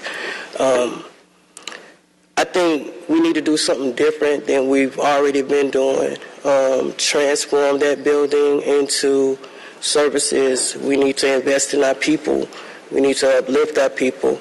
And I think, you need to go ahead and do the things that you say you were going to do. Thank you. Thank you. Next, we'll have Glow Ross.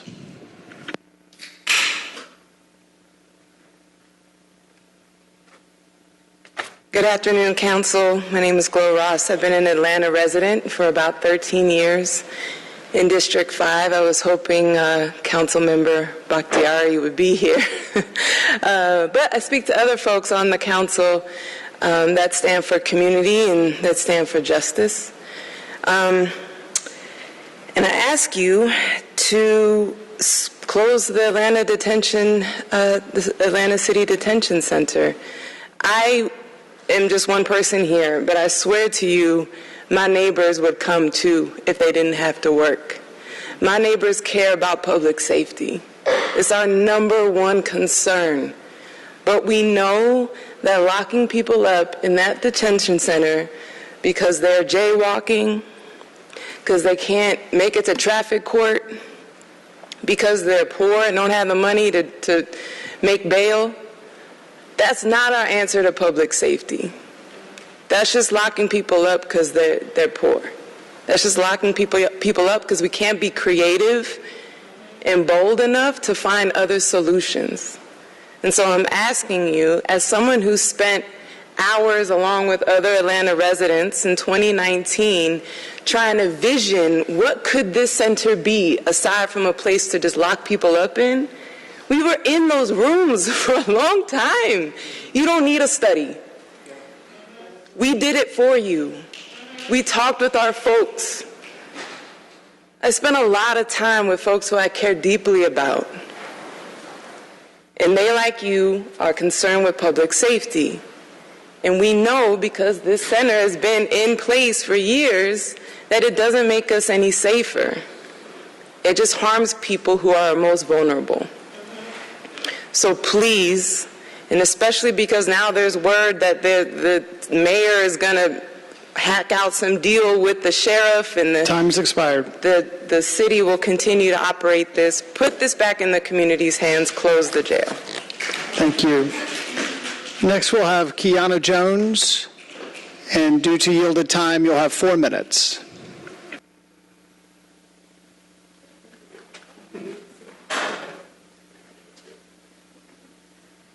Good afternoon, members of the Atlanta City Council. Y'all, I was born and raised in East Atlanta, and this is my first time ever coming here. Mainly because when I graduated high school, I went to Jersey and spent 20 years there, where I was involved in government a lot. And although I want to speak to the housing crisis and the closing of ACDC, what I want to say first is that this agenda is disgraceful. I don't know how stupid y'all think people are, but I see all the spot zoning for gentrification that's happening. I don't know who's on your zoning committee or how they get appointed, but let me help you understand something. You have people in your city who know what land use is about and what's supposed to be done and what's not supposed to be done. And all of these residential places that you are taking and making them low density and medium density industrial and commercial zones so that you can continue to throw up these matchbox apartment complexes and throw out people who lived in Atlanta for over 50, 60, 70 years, it's disgraceful, and you ought to be ashamed of yourselves.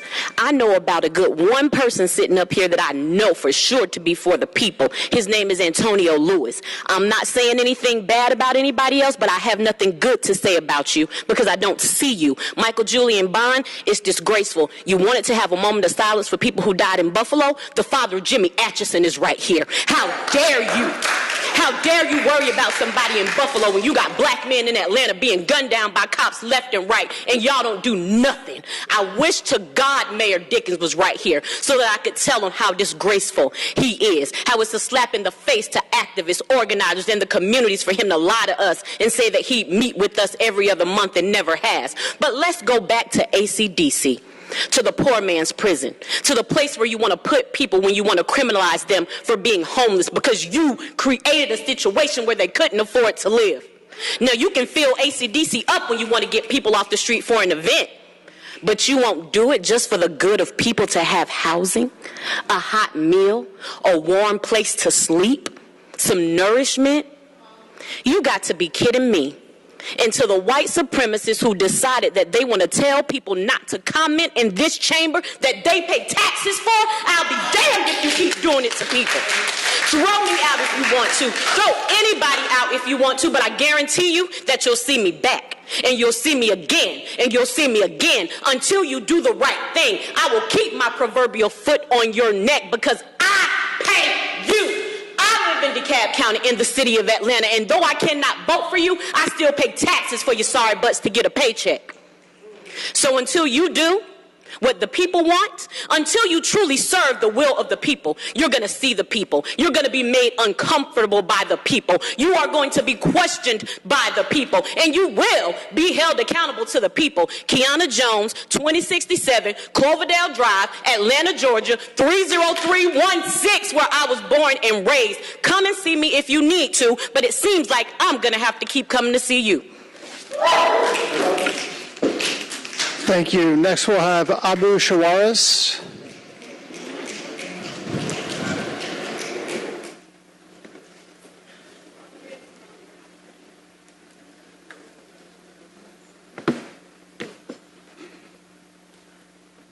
Good afternoon, you all. I'm here because I'm sick and tired of being sick and tired.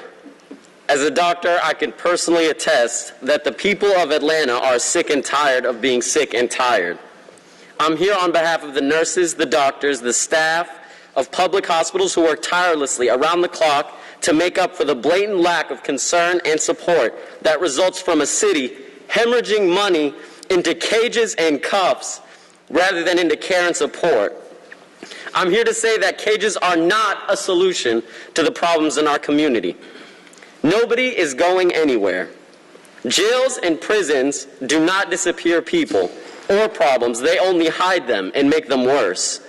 In the same way the Atlanta City Jail was built to hide the unsheltered of Atlanta from those visiting for the 1996 Olympics. Take a drive by the Jackson Street Bridge or by the highway on 85, and you'll see right in front of the jail encampments which prove that decades later, nobody is going anywhere. Rather than being seen as an eyesore by the developers of the city, as a problem to be dealt with by the barrel of a gun or a crowded cage, irresponsibly wrought with disease in the midst of a pandemic which seems to never end, we should see it as an urgent red flag that something has to change today. I spent my time as a student under these very same bridges, straining to take a blood pressure while the deafening sound of a train rolls above me.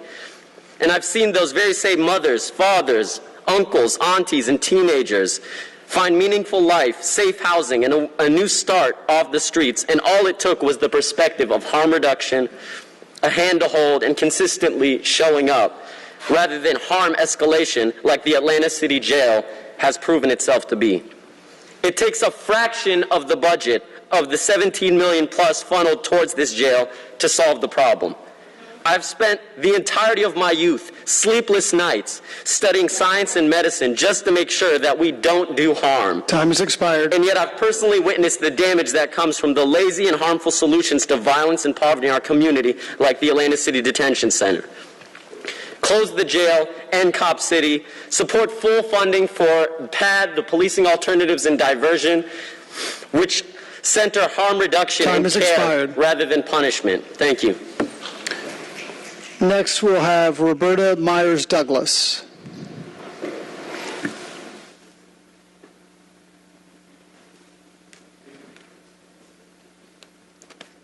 Good afternoon, council members. I'm Roberta Myers Douglas, Vice President of State Strategy and Reentry at the Legal Action Center. We're a national nonprofit organization that uses legal and policy strategies to build health equity, fight discrimination, and restore opportunity for people with arrest and conviction records, substance use disorders, and HIV or AIDS. Legal Action Center is an anchor team member of the Close the Jail ATL Alliance because this city doesn't need an extra jail. The people of this city need better and more mental health services, substance use treatment, and truly affordable housing. None of us want to see Atlanta earn the title of the city that loves to gentrify, the city that loves to lock up the people who can't afford to live here, and the city that doesn't take care of its children and parents. We need you to be leaders that create a moral document, the budget, that shows Atlanta cares about the people and their well-being. All people. We want care, not cages. We want housing, not handcuffs. Please work to close the Atlanta City Detention Center and repurpose it to create more housing. Housing that people with conviction records can qualify for. And community-based services. I appreciate your time. Thank you. Next we'll have Micah Herskind, and due to time yielded, you'll have 4 minutes. Thank you. Hello. My name is Micah Herskind. I am a public policy associate with the Southern Center for Human Rights, and here to talk about the jail. I'm not going to repeat much of what you've already heard. Instead, I want to go back about 30 years when Atlanta was preparing to host the Olympics. So, as they're preparing, they do all the things that you do as a city. You create new infrastructure, stadiums, you advertise it, branding campaigns, sponsorships, all the things. But unfortunately, that's not all they did. They decided with all these visitors coming to Atlanta that it wasn't a good look to have visible poverty on the streets. They thought that it's not a good idea to have people living on the streets while we have people coming in from across the world. But instead of addressing the problems of poverty that were so rampant and that still are, this is what they did. To clear space for Olympic infrastructure, they knocked down some of Atlanta's oldest public housing, exacerbating the homelessness problem. In the early 90s, City Council passed 4 new ordinances criminalizing homelessness and urban camping. As the Olympics were around the corner, the city partnered with a nonprofit to buy homeless people one-way bus tickets out of the city to make homeless people another city's problem. And above all, they built a new jail, the Atlanta City Detention Center, a couple blocks away. In fact, it was referred to as, quote, the first Olympic project completed on time. So with new criminal laws and a new jail in the lead up to the Olympics, on Fridays, the police would round up homeless and poor people, arrest them for being homeless and poor, and leave them in the jail over the weekend so that visitors would not see them. And at the time, activists actually uncovered that APD had pre-printed tickets that were already filled in with African American, male, homeless. And then they would fill in the charge, the date, and the arresting officer's name. And so this is the history of the jail that is just a couple blocks away. That was what the jail was built for. That's what it does. That's who it was built to lock up. And even more importantly, that is still what the jail is used for. That is the present-day existence of this jail. And it's the jail that the proposed fiscal year 2023 budget currently gives $16 million to, despite having about 30 people in it per night. So that is what we're dealing with when it comes to the Atlanta City Detention Center. And I want to note very clearly that this is not about Fulton County and their overcrowded jail. They have all of the tools that they need to depopulate their jail, and we as the Southern Center for Human Rights have repeatedly reached out to offer technical assistance on how to decarcerate the jail. District Attorney Fonnie Willis, while she was running for district attorney, stated herself that the jail should only have 1,000 people in it rather than the 3,000 that are there right now. So they don't need more jail space in order to depopulate. They can actually just decarcerate their jail. What this is about is Atlanta. This is about $16 million budgeted for, again, a mostly empty jail, spending astronomical amounts of city taxpayer money on this space. This is a 460,000 square foot building that could be used to transform downtown Atlanta. We're in the heart of Atlanta. And what we could use that for is housing and services and real supports that make our city a safer place. This is about taking resources that we are currently wasting. We spend hundreds of thousands of dollars just to lock up one person in ACDC for a year. It's really about government responsibility and transparency with our tax dollars and investing resources in our communities and housing people in homes rather than warehousing them in our city cages. I want to say that you all have the power to put an end to this waste. The jail could close on a really short timeline. As was mentioned, we don't need more studies. We don't need more task forces. The city has already sponsored a multi-year task force charting out how to close the jail. They have contracted with Bloomberg Associates. They've contracted with the Vera Institute for Justice. The entire roadmap has been laid on how to quickly and safely close the Atlanta City Detention Center. In fact, the Vera Institute for Justice's report is titled Close ACDC and Deliver Long-Term Public Safety, a Justice Reform Roadmap to Close Atlanta's Jail in 3 months. 3 months this could happen safely, quickly, easily. So now is really the time to take this action, to decriminalize the code, and the reason people are being locked up in the first place. There's no excuse not to close the jail. Thank you. Thank you. Next we will have Lori Rush.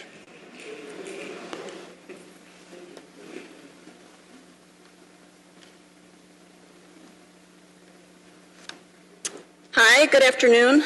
My name is Lori Rush. I'm a licensed clinical social worker. I've been doing that for 9 years. I've spent most of my career working as a mental health clinician in jails and halfway houses. Most recently, I did that in Fulton County Jail after I moved here last year from New Jersey. I don't have time for the PowerPoint that would be necessary to teach you properly about how trauma impacts behavior, how substance abuse impacts decision making, how mental illness is directly correlated to systemic racism and poverty. So I'll start with some basic facts. Jails and prisons and policing don't keep us safe, right? Because surely if they did, the United States would be the safest place in the world because we incarcerate more than any other country. But yet we are not safe. We keep locking more and more and more people up and wondering and scratching our head at this recidivism rate. It almost seems to me as if maybe like putting people in cages doesn't solve crime. I don't know. Maybe it's because the root causes of crime are not being addressed. When the only tool that you have is a hammer, every problem is a nail. And it's amazing to me that in the 21st century, the richest and most powerful country in the world does not have other tools. Jails and prisons and policing are harmful and counterproductive. They're not sustainable. If I thought the jails that I saw in New Jersey, which had been my only experience, were bad, I had no idea until I came here. Fulton County Jail should be condemned by the Department of Health. It should have a slew of lawsuits. I don't understand how that's not happening. I haven't been to ACDC, but I can't imagine that the standards are much higher. I'm asking you to close that jail, divert those resources to addressing the actual causes of crime, which is a social construct, by the way, to provide housing and resources and mental health treatment and addictions treatment. Thank you. Thank you. Next we'll have Ann Werkheiger.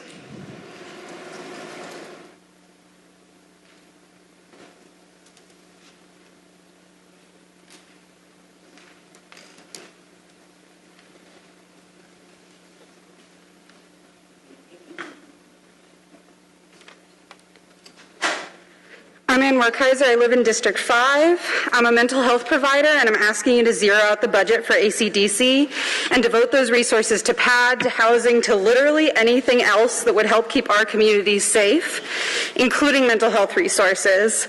We routinely criminalize people with mental illness and put them in cages instead of providing them care. I've worked with these individuals who have been criminalized and locked up for their mental illness, and the number one thing that my clients taught me is that jails are not places of healing. Depriving people of sleep is not healing. Restraining people when they're in crisis is not healing.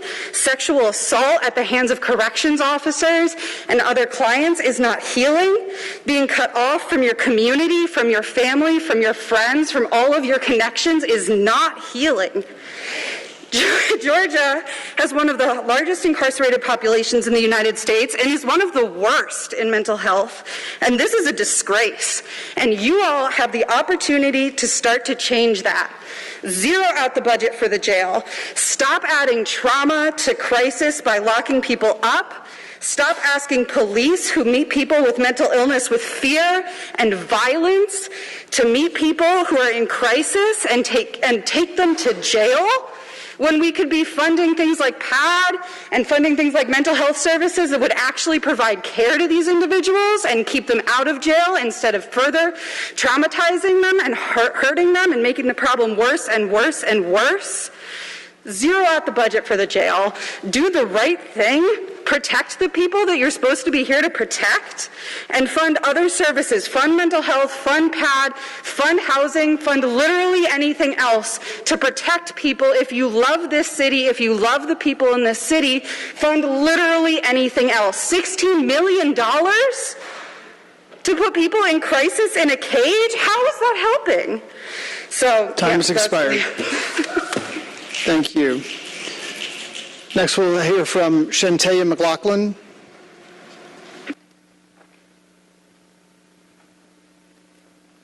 Good afternoon. My name is Shantae McLaughlin. Michael Julian Bond, I'm sure you remember me from the People's Agenda when you asked the question, if we close this jail, how do we fund other government buildings? I sit on the Client Advisory Council for the Homeless. Those are people who have lived experience. I'm a graduate from Georgia State University. I'm also a former East Point City Council candidate. And I moved here at 17 for college. I lived in Buckhead. I lived in Druid Hills. I was assaulted and robbed. And that day I went to jail, my first time ever being arrested. And it was at the Atlanta City Detention Center. And I feel as if you sat with people like Partners for Home who have launched an initiative to house 500 homeless people by the end of the year, you're asking where to get this money from.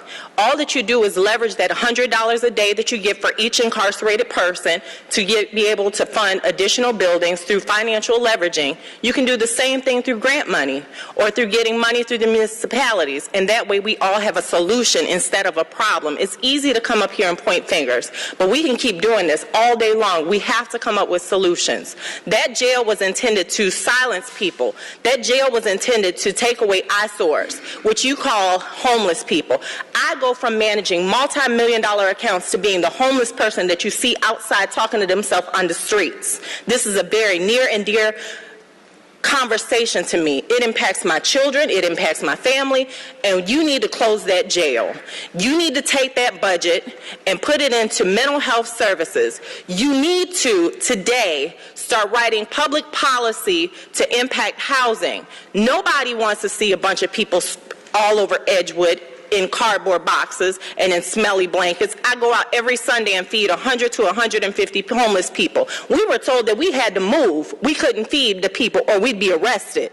So how do you sit there and validate and justify that? You can't. Time is expired. If you want to leverage it, some people got 4 minutes, some people got 6 minutes. I don't understand 2 minutes. 2 minutes for every speaker unless another person who signs up yields time to them. Okay, great.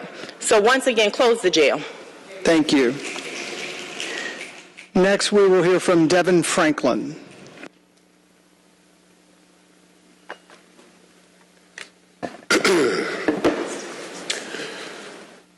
Ladies and gentlemen of the council, my name is Devin Franklin. I am the Movement Policy Counsel for the Southern Center for Human Rights. It's a new position for me. For the prior 12 years, I served as a public defender for Fulton County. I represented those people who, through narrative and representation by the media, a lot of the citizens of Atlanta have come to fear.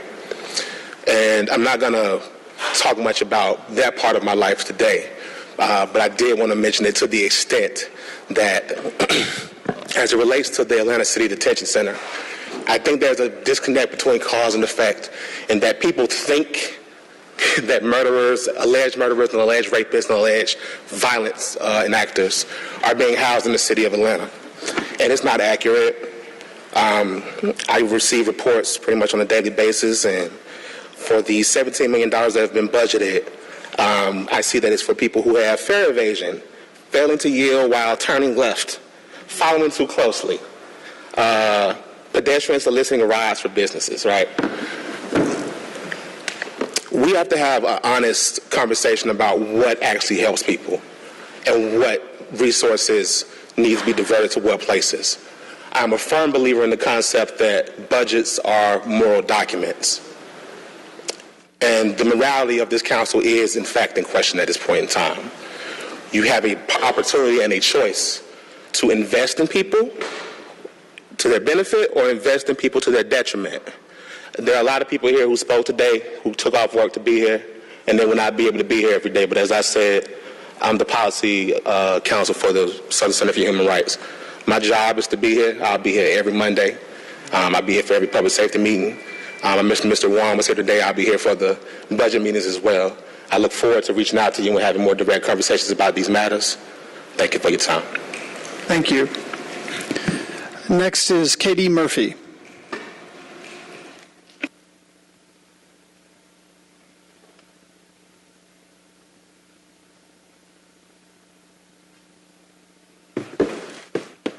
Hi, my name's Katie Murphy, and like a lot of my friends have said and community members, I'm here today to also urge you all to close the city jail. I am in Atlanta District 5 and attend Georgia State right next door now. I'm a mental health care provider, and so the issue of closing the jail, like people have mentioned, is right in line with our priorities as mental health professionals and advocates. Like the passionate others have said before me, we know that mental health issues become more severe when individuals come in contact with the carceral system. Jails simply are not equipped with the services or personnel needed to treat mental health issues, nor should be the default treatment in this city. Mental health services should be provided for individuals by folks that are specialized in this treatment in healthcare settings, not in cages and in jails. The amount of money that would be funneled to this known and harmful jail could be so much better spent on services that are proven to actually improve individuals' quality of life, like access to affordable and effective mental health care systems and services. Specifically, I'm asking, along with my community members, that you zero out the budget for the jail and instead fund PAD to help our community. For these reasons and those mentioned by others, I ask that you please work to close this jail. Thanks. Thank you. Next will be Jimmy Hill. Jimmy Hill? Yes.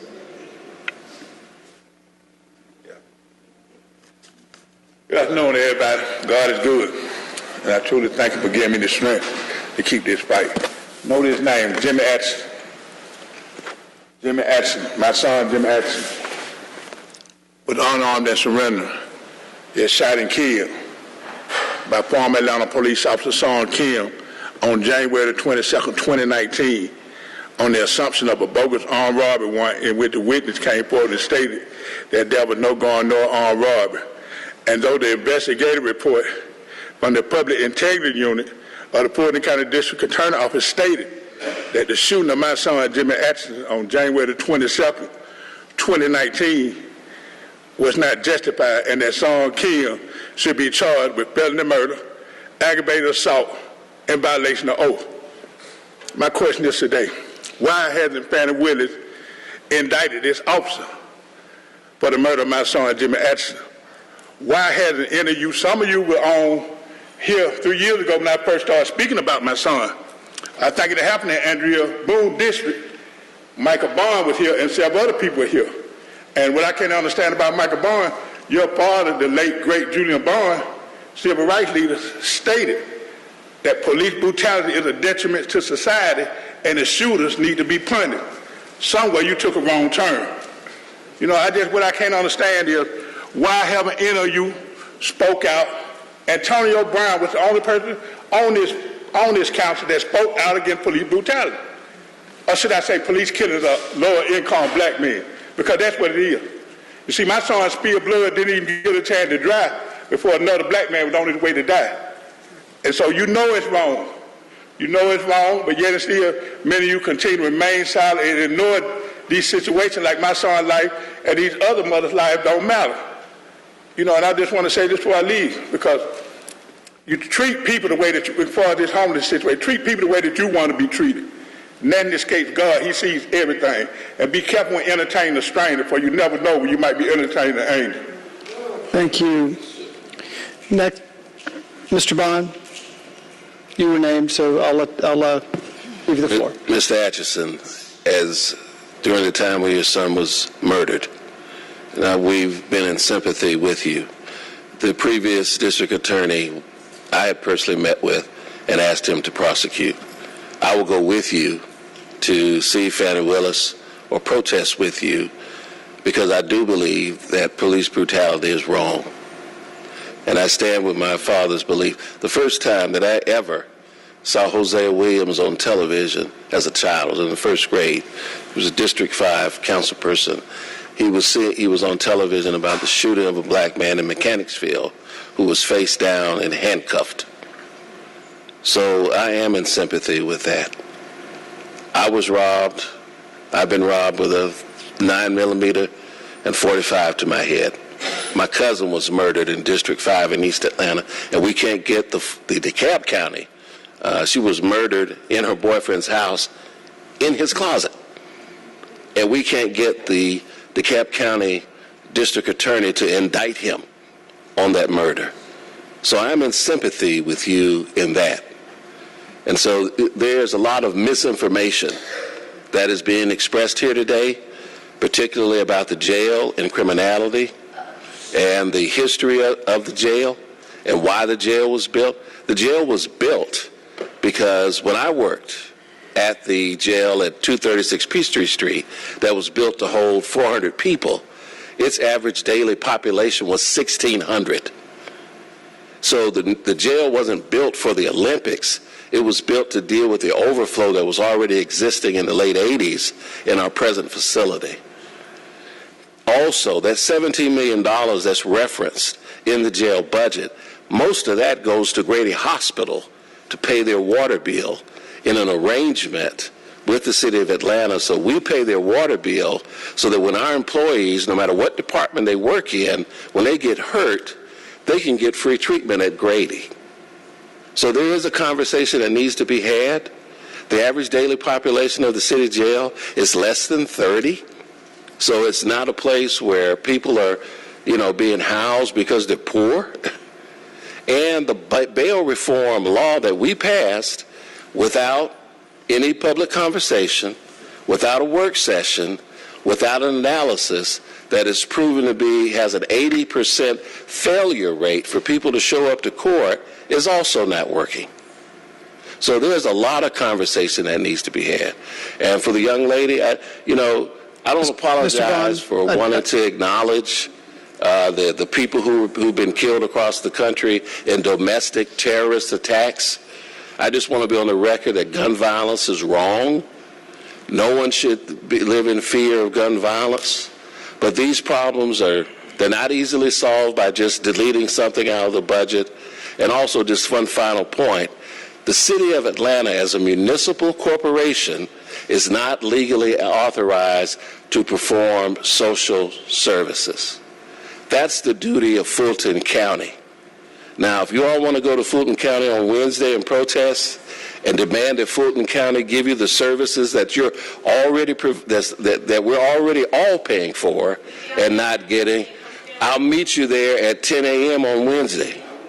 I'll see you there at 10 a.m. on Wednesday, because that's the place that has the money, has the legal constitutional responsibility to provide the services that you've been demanding. So, Mr. Atchison, again, if you need my help and assistance, ladies and gentlemen, please let Mr. Bond speak. It is 678-886-2286. That's my personal cell phone number. 678-886-2286. I appreciate the divergence from the president. You're absolutely right. I don't have time. I'm not supposed to speak. But I did not want Mr. Atchison to leave here believing that no one was in sympathy with him. Ladies and gentlemen, thank you very much. Ladies and gentlemen, Mr. Bond was called out by name, and it is it is the purview of the president to allow a council member who's called out by name to respond. Next on our list, Bishop John Lewis. Mr. Lewis. Next, we'll go to Devin Barrington Ward for 4 minutes due to yielded time. I'm sorry, who else?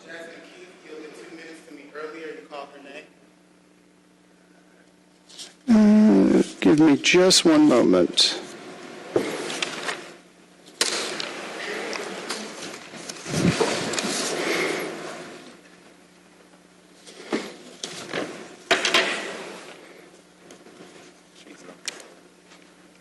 Right here. 6 minutes. Thank you. As I was walking in City Hall today, there are murals of all of these different civil rights leaders, and one that I love particularly is the abolitionist, not just the scholar, but he was an abolitionist, y'all, Frederick Douglass. And Frederick Douglass stated that those who profess to favor freedom, yet they depreciate agitation. I'm glad you know it, Mr. Bond. Want the crops without the plowing of the ground. They want the rain without the thunder and lightning. They want the ocean without the awful roars of its many waters. Power, say power, y'all. Power concedes nothing without a demand. It never has and it never will. You see, we're here today because we appreciate agitation. I think it was John Lewis that said agitate, agitate, agitate. That was Frederick Douglass. So, but he must have borrowed it from Frederick Douglass. And yet again, you continue to occupy my time, Mr. Bond. And I don't understand why I can't. Am I allowed to receive some more time for the interruption? Because I can't interrupt him when he speaks. You can proceed with your time as you like. Thank you. And so we appreciate agitation, and we will continue to agitate this body and other bodies because we understand that public safety here in Atlanta is extremely flawed and broken. You see, it's a public safety model that is just reactionary. It's not progressive. It's not preemptive. It doesn't prevent crime. It actually causes it because it puts our people's backs against the wall. It doesn't change the material conditions of the communities that they come from. You see, we aren't invested in affordable housing the way that we need to be. We aren't invested in young people the way that we needed to be. And we know that it's the young people in the city of Atlanta that are oftentimes causing the most crime. But when we look at the police budget in comparison to the Parks and Recreation budget, well, there's your problem. You see, we spend $250 million on policing in the city of Atlanta. $250 million. Yet every year, more people in the city of Atlanta, your constituents, my neighbors, say that they don't feel safe. So I don't feel like we're getting the best bang for our buck. In Georgia, we spend $4.8 billion on police, prisons, and jails. Has that made us any more safe? Did that prevent the crime that your family experienced? It did not. And so we're putting you all on notice that we're not going for the okie doke anymore. Many of us sat alongside some of you all that claim to be progressive. I believe that. We want to see the action with that. We already know where some folks like Mr. Bond are going to stay. But for our new council members, particularly those of us who were on that same slate together, the Working Families Party slate, where we said that we are going to close the Atlanta City Detention Center, well, we're letting you know that we're here to help you all. So I've got some questions for you all. Why are we spending $250 million when we aren't training the water boys that many people complain about? We could be training them to be the next entrepreneurs, leaders here in the city of Atlanta, yet instead we continue to allow them to engage in whatever behavior, and then when it gets too bad, we decide to lock them up because we saw it on ATL Scoop. Why isn't PAD 24 hours? People keep saying, well, PAD needs to do more. We haven't given them the resources to be successful. $250 million to the police department, and they can't guarantee the safety of your constituents. But you want PAD with less than a $2 million budget to save the world? Come on, y'all. Why aren't all city resources at this point, if we are in a housing crisis, being directed towards addressing this crisis? Why are the authorities patting themselves on the back because they locked up 2 well-known rappers? But really, I have to ask myself, well, we saw indictments for charges going back to 2012, 2013. So that means we sat by and allowed carnage on the streets of Atlanta so that we could make a big bust. So it lets you know that law enforcement here is not interested in preventing the lack of public safety that we experience. We just want the headlines. Why are we spending $16 million on an empty city detention center when we were giving out proclamations for public works employees and DOT folks? And I talked to them, and I said, did your proclamation come along with a check? And they said, no, it didn't come along with a pay increase. We got to stop with the pageantry, y'all, because we got people who pave our roads, who pick up our trash, who can't afford to live in the city of Atlanta. A young man who works there told me he can't afford to move out his mother's house. Another person told me they've been working for the city for 40 years and they only making $16 an hour. But y'all got $16 million to spend on an empty jail? Why aren't we seeing more urgency to close this facility? From the mayor and everybody on here, you all showed up to the same task force meetings I was at. We've gone through the studies. We know that it's possible. Just do it at this point.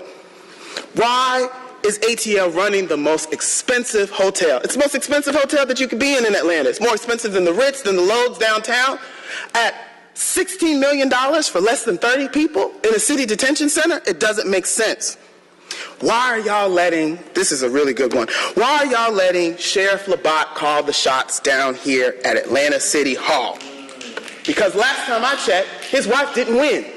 And we sent home council members that ran on keeping the jail open. The mayor won against y'all's old city council president who wanted to die on that hill. And her political future did die on that hill because Andre won. He was the person who initiated this legislation along with Mayor Bottoms. Why are we still here? Why aren't we listening to the people? Because when I come here, y'all see me all the time. Even on when y'all was virtual, y'all saw me.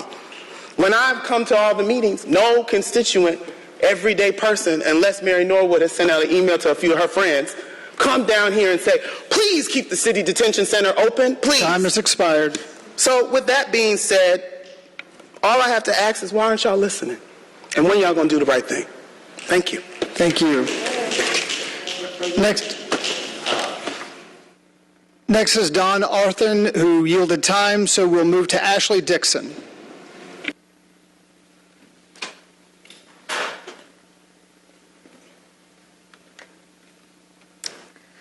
My name is Ashley Dixon. I'm a former correctional officer, so I can tell you that what you're hearing from the people today is not misinformation. I know firsthand what jails and prisons do to people, both prisoners and the staff. I watched prisoners die due to medical neglect. What the people of Atlanta need is services and more housing. Locking more people in cages is never a solution to systemic problems in our society. When I was an officer, I constantly witnessed prisoners not having access to medicine or mental health services that they needed. And jails and prisons simply make the conditions people are already suffering from worse. They are not equipped with enough personnel or services to treat mental health issues and even basic medical issues. I am asking you today to please invest in the services our communities need and divest from jails. I read the city budget and I was shocked to see that there was actually goals and targets written into the budget for arresting more people than last year, even after you hear us speak to you. We do not want more policing. We do not want more people incarcerated. This is simply unacceptable, and I am asking you to do the right thing. Remove the millions in funding going to the jail and give our communities housing and the services that it needs. Thank you.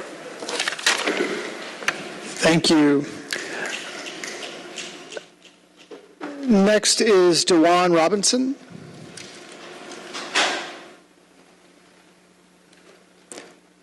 Next after that is Mark Spencer.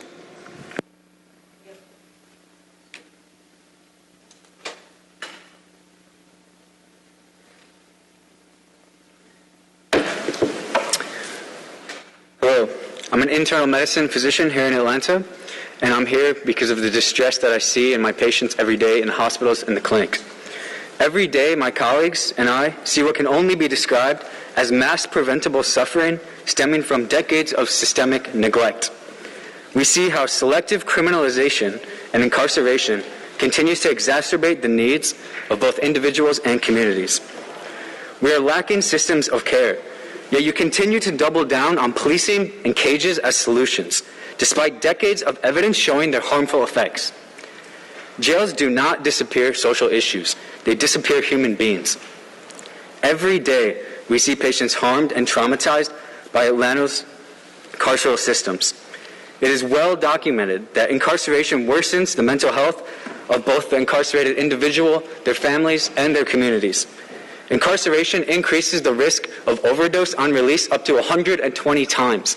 Yet in our jails, rarely are people being treated for substance use disorders. This is medical malpractice. It is well documented that incarceration lowers both individual and community life expectancy. There is no healing to be had in buildings built for punishment. If budgets are moral documents, as he says, then Atlanta is morally bankrupt right now. Incarceration's negative impact on health may seem abstract to you here, but we see the consequences of your political choices on patients in the emergency room and the clinic every day who've been offered nothing but handcuffs and cages. We're understaffed and we lack resources to refer to. You continue to find money for the punishment system, yet life-affirming institutions are starving for funds. You must close the jail and redirect funds to people's basic needs. You must fully fund PAD and continue to expand it. Start following the evidence. More police and incarceration will not make community safer.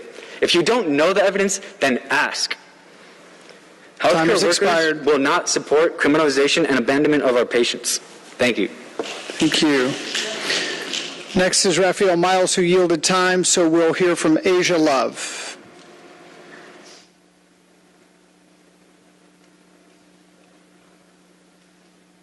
Asia Love.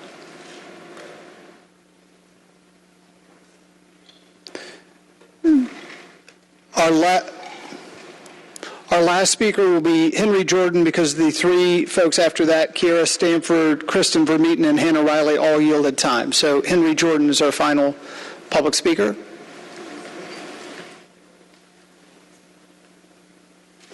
Okay. With that, thank you all. Oh, sorry. Come, please. Thank you.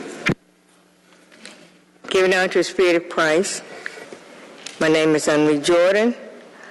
Through thee will we push down our enemies. Through thy name will we tread them under that rise up against us. Psalms 44th chapter, 5th verse. Their interest is more than in saving their own skins. They plead that God would do it for the sake of his mercy. When you seek to disobey God, James Griff, you become his enemy and ask for death.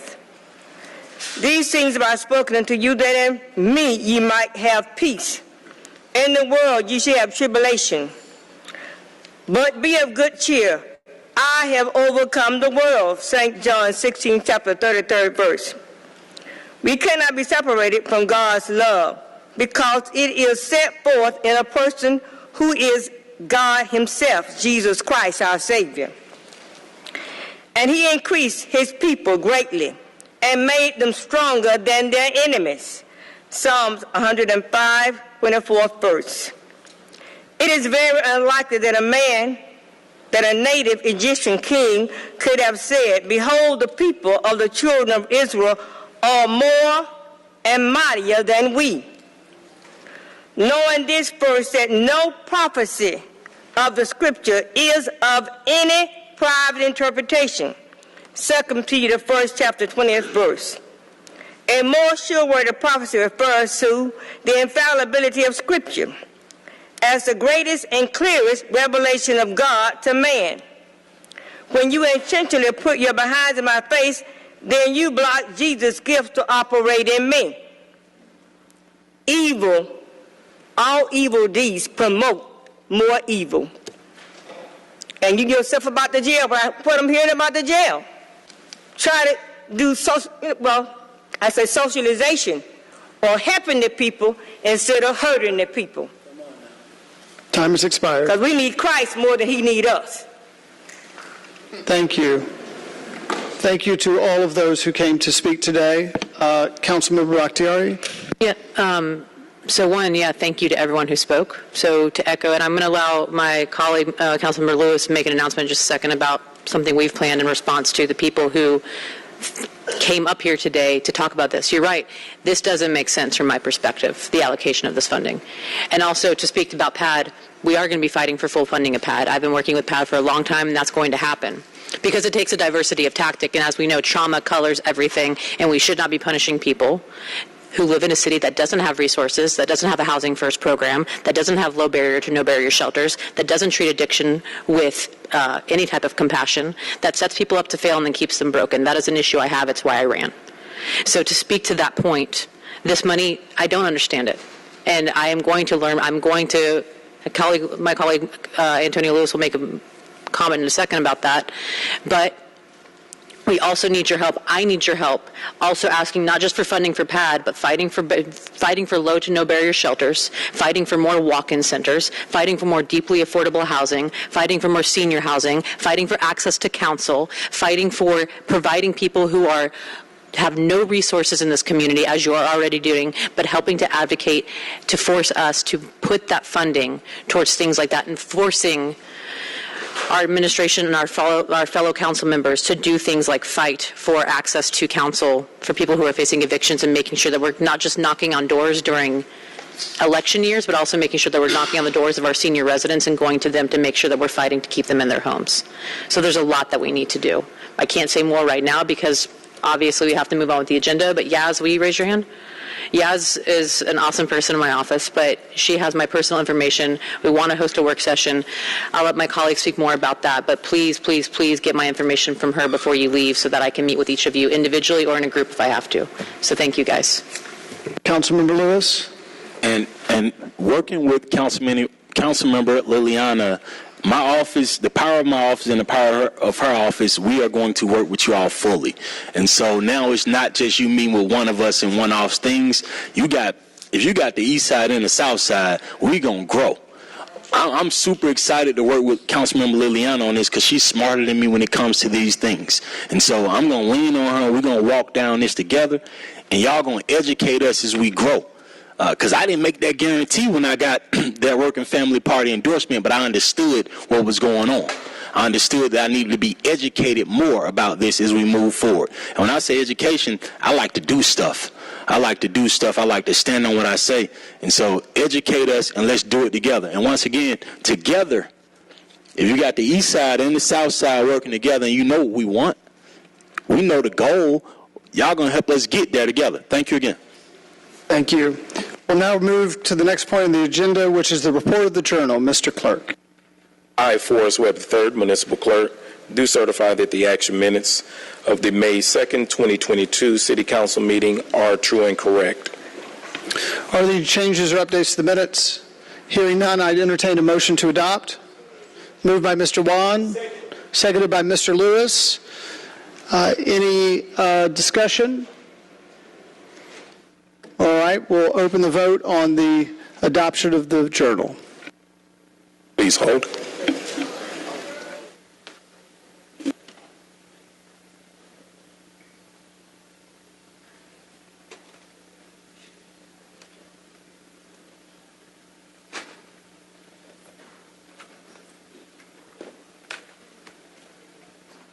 Please continue to hold.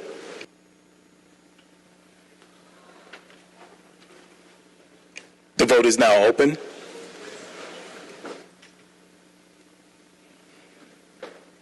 Will everyone please vote?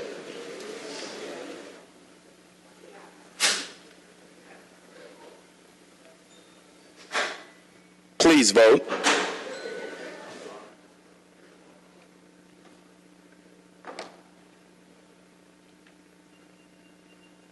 The vote is now closed.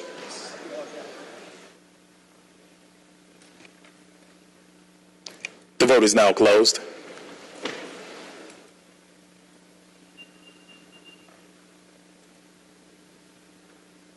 Populating vote.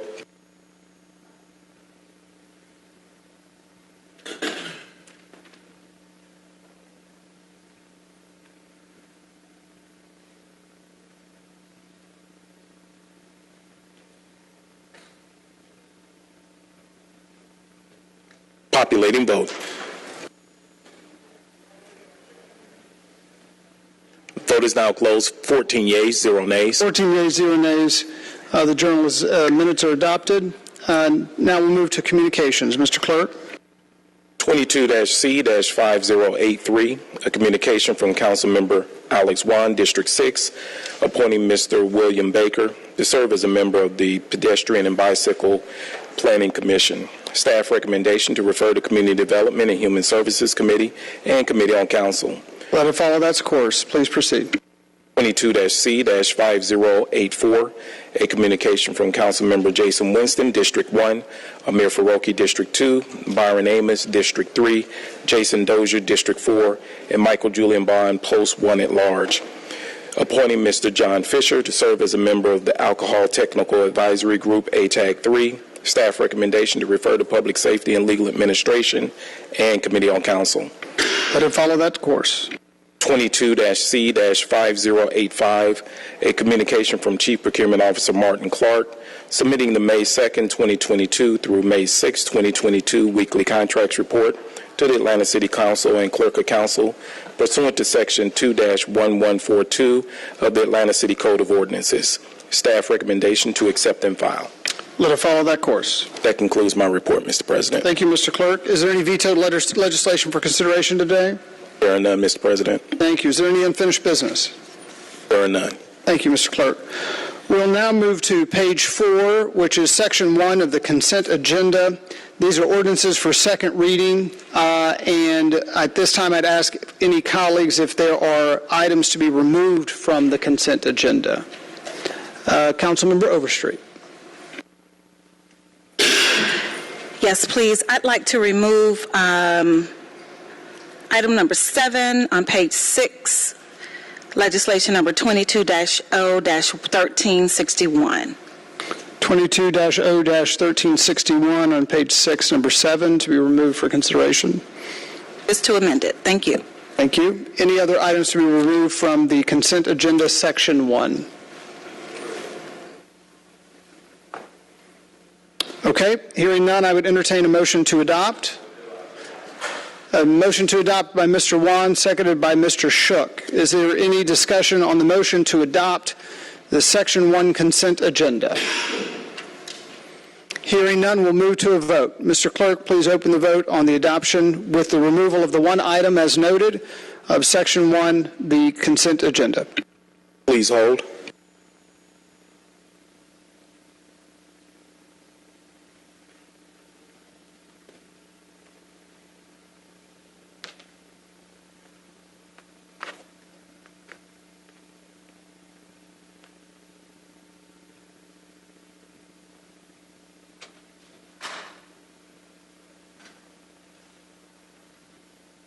Please continue to hold.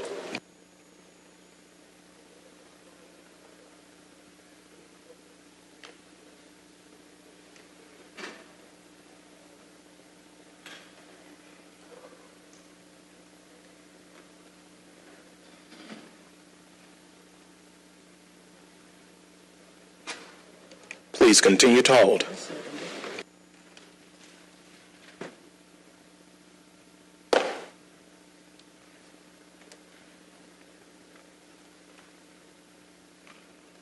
The vote is now open. Will everyone please vote?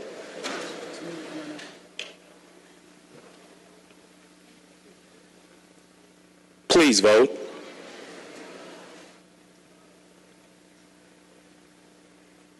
The vote is now closed.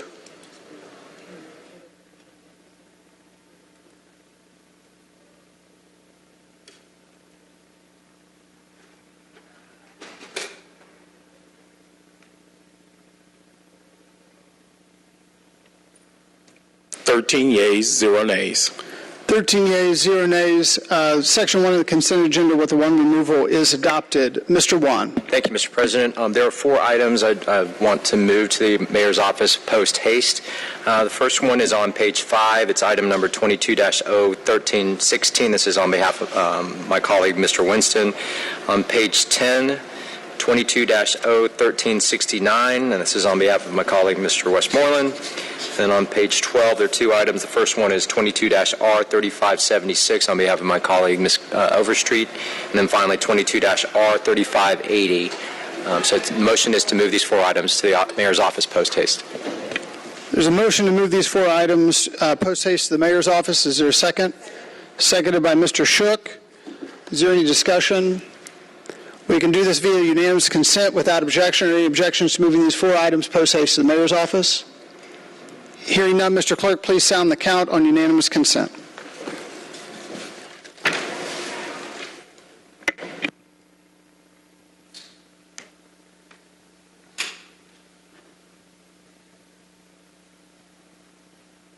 Unanimous consent of members present is 14 yeas, 0 nays. 14 yeas, 0 nays. The motion to move the four items post haste is adopted. With that, we will move to Section 2 of the consent agenda, which begins on page 23. These are motions to refer items, which are ordinances for first reading. Are there any items to be removed from this part of the consent agenda today? Hearing none, I would entertain a motion to adopt the consent agenda Section 2. I would entertain a motion to refer consent agenda Section 2. Moved by Mr. Bond, seconded by Mr. Lewis. Is there any discussion on the motion to refer? Hearing none, we'll move to a vote on the motion to refer consent agenda Section 2. Mr. Clerk, please open the vote. Please hold.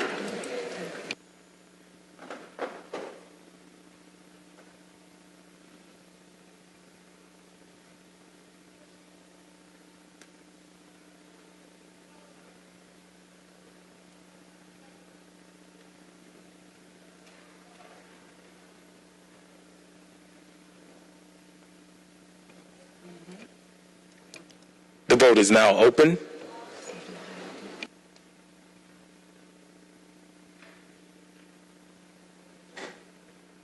Will everyone please vote?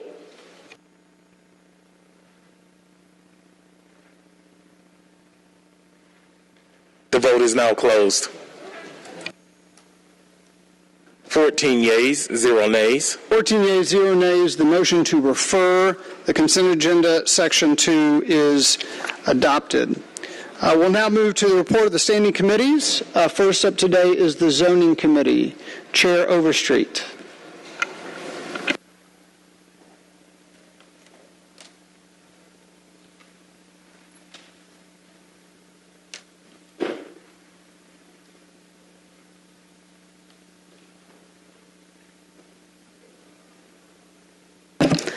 Thank you, President Shipman.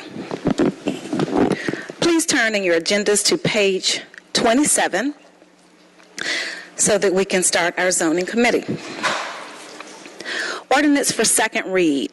So there is one ordinance for second read.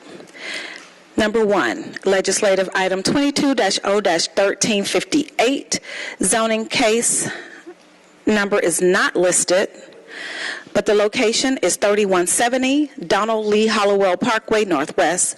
The ordinance is waiving the section 16-11.003 of the zoning code to allow a service station. The item was favorable in committee, so I move to adopt. 22-0-1358 is favorable out of committee. It does not need a second. Is there any discussion on the motion to adopt? Hearing none, we'll move to a vote on the motion to adopt 22-0-1358. Mr. Clerk, please open the vote. The vote is open.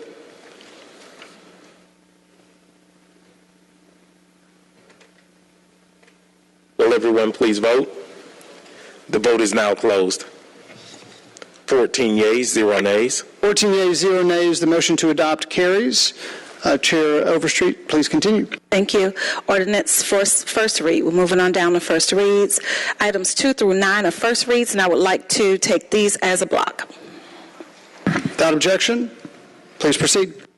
Okay, number 2, legislative number 22-0-1376, zoning case number Z-22-50.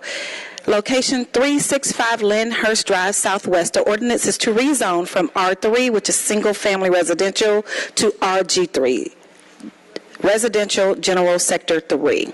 Number 3, 22-0-1377, zoning case number Z-22-20, location 1355 and 1359 Ellisworth Industrial Drive. The ordinance is to rezone from I-2BL Heavy Industrial Beltline Overlay to MRC 3 Beltline Overlay, which is Mixed Residential Commercial Beltline Overlay.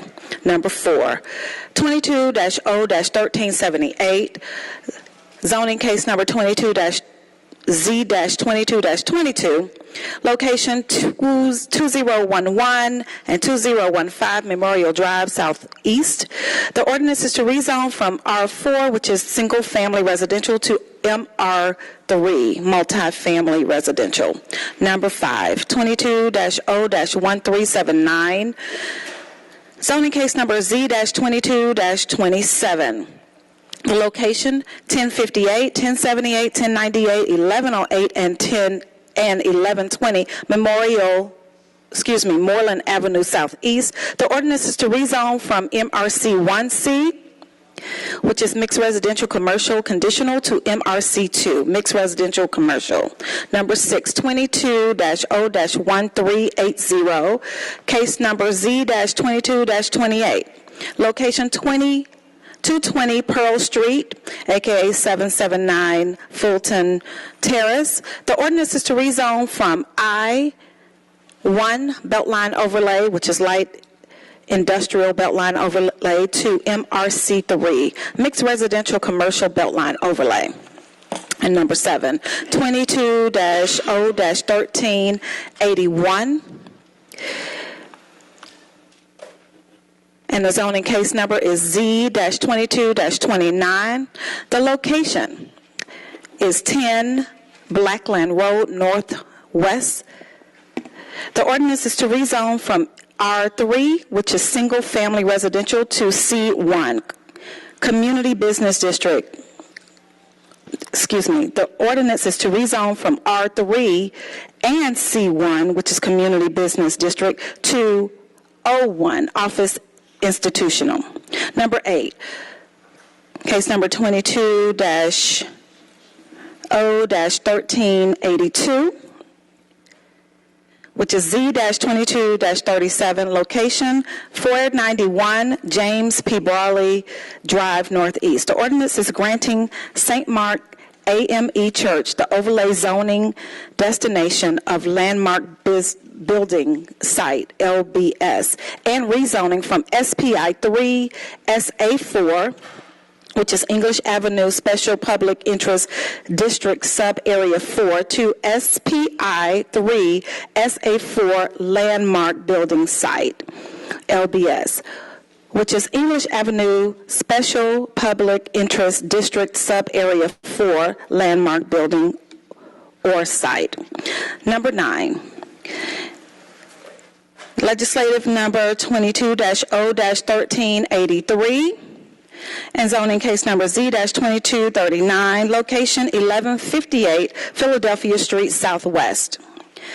The ordinance is granting the Philadelphia School the overlay zoning designation of landmark building site, LBS, and rezoning from R4 single family residential to R4 landmark building site, LBS, single family residential landmark building or site. The motion is to refer items 2 through 9 to ZRB and Zoning Committee. There's a motion to refer items 2 through 9 to Zoning and ZRB. Is there a second? Seconded by Mr. Wan. Is there any discussion on the motion to refer these items? Hearing none, we'll move to a vote on the motion to refer. Mr. Clerk, please open the vote. The vote is open. Will everyone please vote?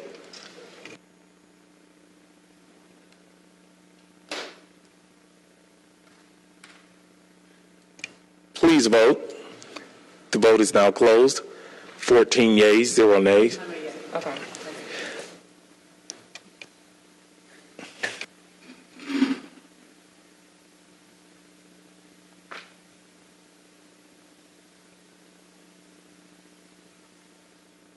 14 yeas, 0 nays, but Councilmember Bakhtiari would like to be added as a yay. Is that correct?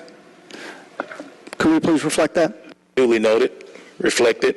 15 yeas, 0 nays. 15 yeas, 0 nays. The motion to refer is adopted.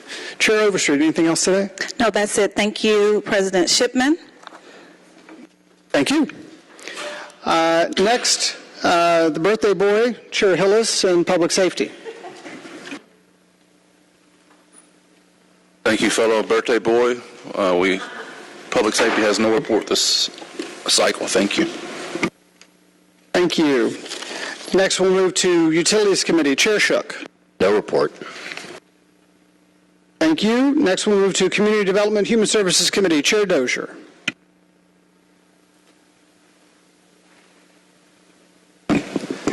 Thank you, President Shipman. Our first item was removed from the consent agenda earlier today so that it can be amended during this particular committee report. That is item 22-0-1361, which I believe is number 7 that was on the consent agenda. Council members, you should have received an email with the language of that amendment. That language should have been distributed to you. First, I will read. Do I need to read off the caption and then read the amendment? The regular caption stays the same. Okay, perfect. Thank you.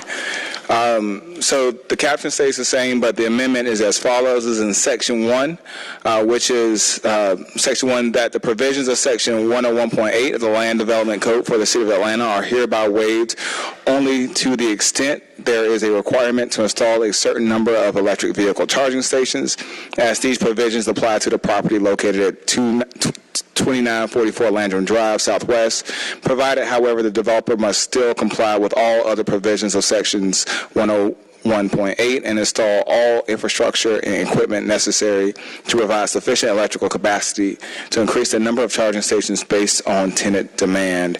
And so, Mr. President, I would actually like to make a motion to amend with that language. Yeah, so just for clarification, it came out of committee favorable, so thus it was in a motion to adopt, which is already on the table. So your motion to amendment is in order. So it's a motion to amend as stated, 22-0-1361. Is there a second to the motion to amend? Sorry, who was that? Mr. Bond? Mr. Bond? Mr. Bond? Thank you. Seconded by Mr. Bond. Is there any discussion on the motion to amend? Hearing none, we'll move to a vote on the motion to amend. Mr. Clerk, please open the vote. The vote is open.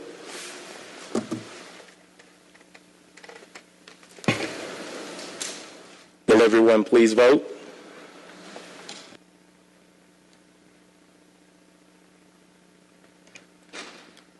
Please vote. The vote is now closed. 14 yeas, 0 nays. 14 yeas, 0 nays. The motion to amend is adopted. We'll now go back to the motion to adopt on what is now the amended 22-0-1361. Mr. President, I would like to make a motion to approve as amended. Okay, there's a motion to approve as amended. Is there a second? Seconded by Councilmember Bakhtiari. Is there any discussion? Hearing none, we will move to a vote on the motion to adopt as amended 22-0-1361. Mr. Clerk, please open the vote. The vote is open.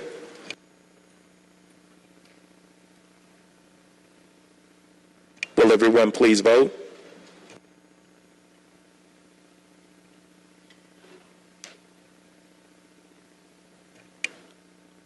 The vote is now closed. 14 yeas, 0 nays. 14 yeas, 0 nays. The motion to adopt is carried. Chair Dozier, please continue. Thank you, Mr. President. Now, the next item, colleagues, is on page 37. It's item number 22-0-1362, 22-1363. I believe it was item number 1 on page 37. This item was actually favorable as amended on condition out of committee. And so please be advised, if you check your inbox, you should have received a substitute, which has been distributed to all members. Colleagues, like I said before, this was a conditional approval, and that was substituted to clarify some language that, so this is about our swimming pools, that the pool will be free to everyone during the entire summer. And so I would like to make the motion to substitute.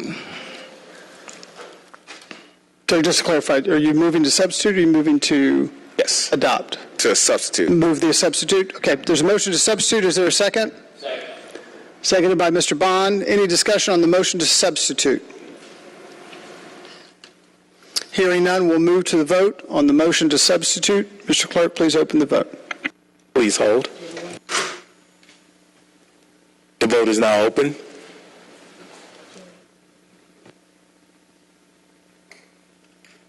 Will everyone please vote? The vote is now closed. 14 yeas, 0 nays. 14 yeas, 0 nays. The motion to substitute is adopted. Please proceed, Chair Dozier. Thank you so much, Mr. President. Colleagues, the substituted language is as follows. To open the city's 12 outdoor swimming pools at no charge during all operating hours for the period of May 28th through September 5th by waiving the provisions of Section 110-3, subsection F of the Code of Ordinances and for other purposes. And so I would like to go ahead and make the motion to approve on substitute. There's been a motion to approve 22-0-1363 as substituted. Is there a second? Seconded by Mr. Farokhi. Is there any discussion? I was looking that way. Somebody's hand, somebody's voice. I got to spread the goodwill around, Mr. Bond. Is there any discussion on the motion to adopt? Hearing none, Mr. Clerk, please open the vote on the motion to adopt 22-0-1363 as substituted. The vote is open.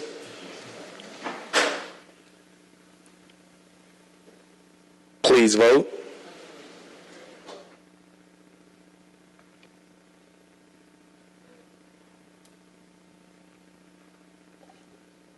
The vote is now closed.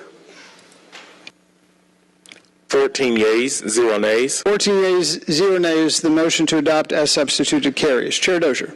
Mr. President, before I conclude, and I'll restate this during general remarks, but I do want the general public to know that the Community Development Human Services Committee will be hosting a work session next Thursday to talk about rental stability here in the city of Atlanta, recognizing that there are a number of programs that exist for our homeowners across the city. We want to talk about how do we protect our renting population as well. We'll be meeting at 1:00 p.m. here in the City Council chambers on May 26th, next Thursday. So I'll be sure to restate that announcement during general remarks, but I do want to make sure people are aware that we are working on this issue. That concludes my report, Mr. President. Thank you, Chair Dozier. Next, we'll move to the Transportation Committee. I believe that Vice Chair Councilmember Lewis will be giving the report as he chaired the committee's meeting.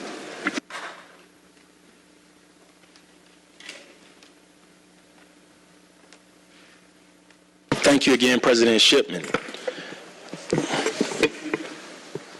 We have 3 items on the committee report, or the Transportation Committee. Good afternoon, everyone.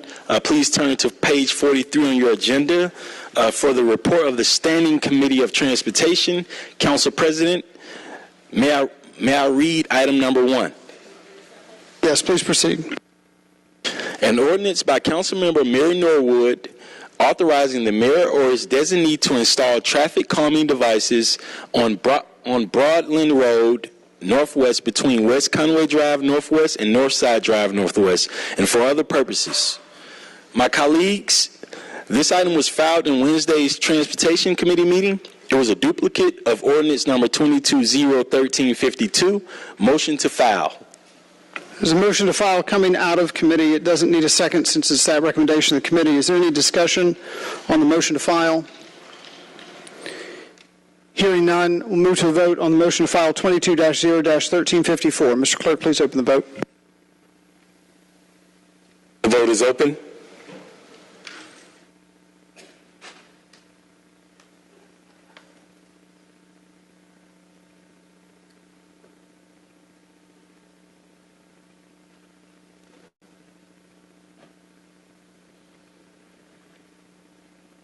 Will everyone please vote? The vote is now closed. 14 yeas, 0 nays. 14 yeas, 0 nays. The motion to file carries. Vice Chair Lewis, please proceed. The second one is 22-0-1362, item number 2. An ordinance by Councilmember Marcy Collier Overstreet is amended by Transportation Committee authorizing the mayor or his designee to enter into an asset purchase agreement and a lighting service agreement with Georgia Power Company on behalf of the Atlanta Department of Transportation for a term of 1 year with 9 one-year renewal options, authorizing the city to accept $2 million and 0 cents in the form of a bill credit from from GPC, waiving Section 21205 of the City of Atlanta Code of Ordinance, with all contracted payments to be charged to and paid from the Fund Department organization and account numbers listed herein and for other purposes. This item was favorable as amended on condition. The condition was to provide clarity to the discrepancy of the dollar amount in Exhibit A. The Law Department provided a memo providing clarity on this matter, which meets this condition. Motion to adopt. This 22-0-1362 is coming out of committee. Conditions been met, so it's been moved adoption. Doesn't need a second. Is there any discussion on the motion to adopt? Hearing none, we'll move to a vote on the motion to adopt 22-0-1362. Mr. Clerk, please open the vote. The vote is open.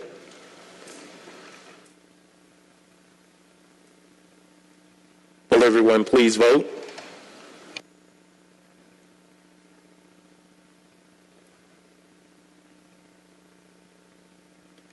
Will everyone please vote? The vote is now closed. 14 yeas, 0 nays. 14 yeas, 0 nays. The motion to adopt is carried. Please continue. The third item, 22R3435, item number 3, page 42, favorable as amended with 4 yeas and 2 nays. An amended resolution by Transportation Committee authorizing the mayor or his designee on behalf of the Department of Aviation to enter into an appropriate contractual agreement with SP plus Redbridge JV for RFP S1220141, parking operation management services at Hartsfield-Jackson Atlanta International Airport in an amount of $2,473,996.71. All contracted work to be charged to and paid from 5501, 180401, 52120001, 7563000, and for other purposes. This item was favorable as amended with 4 yeas, 2 nays. Motion to adopt. And the motion to adopt coming out of committee 22-R-3435 doesn't need a second. Is there any discussion on the motion to adopt? Hearing none, we'll move to a vote on the motion to adopt 22-R-3435. Mr. Clerk, please open the vote. The vote is open. Will everyone please vote?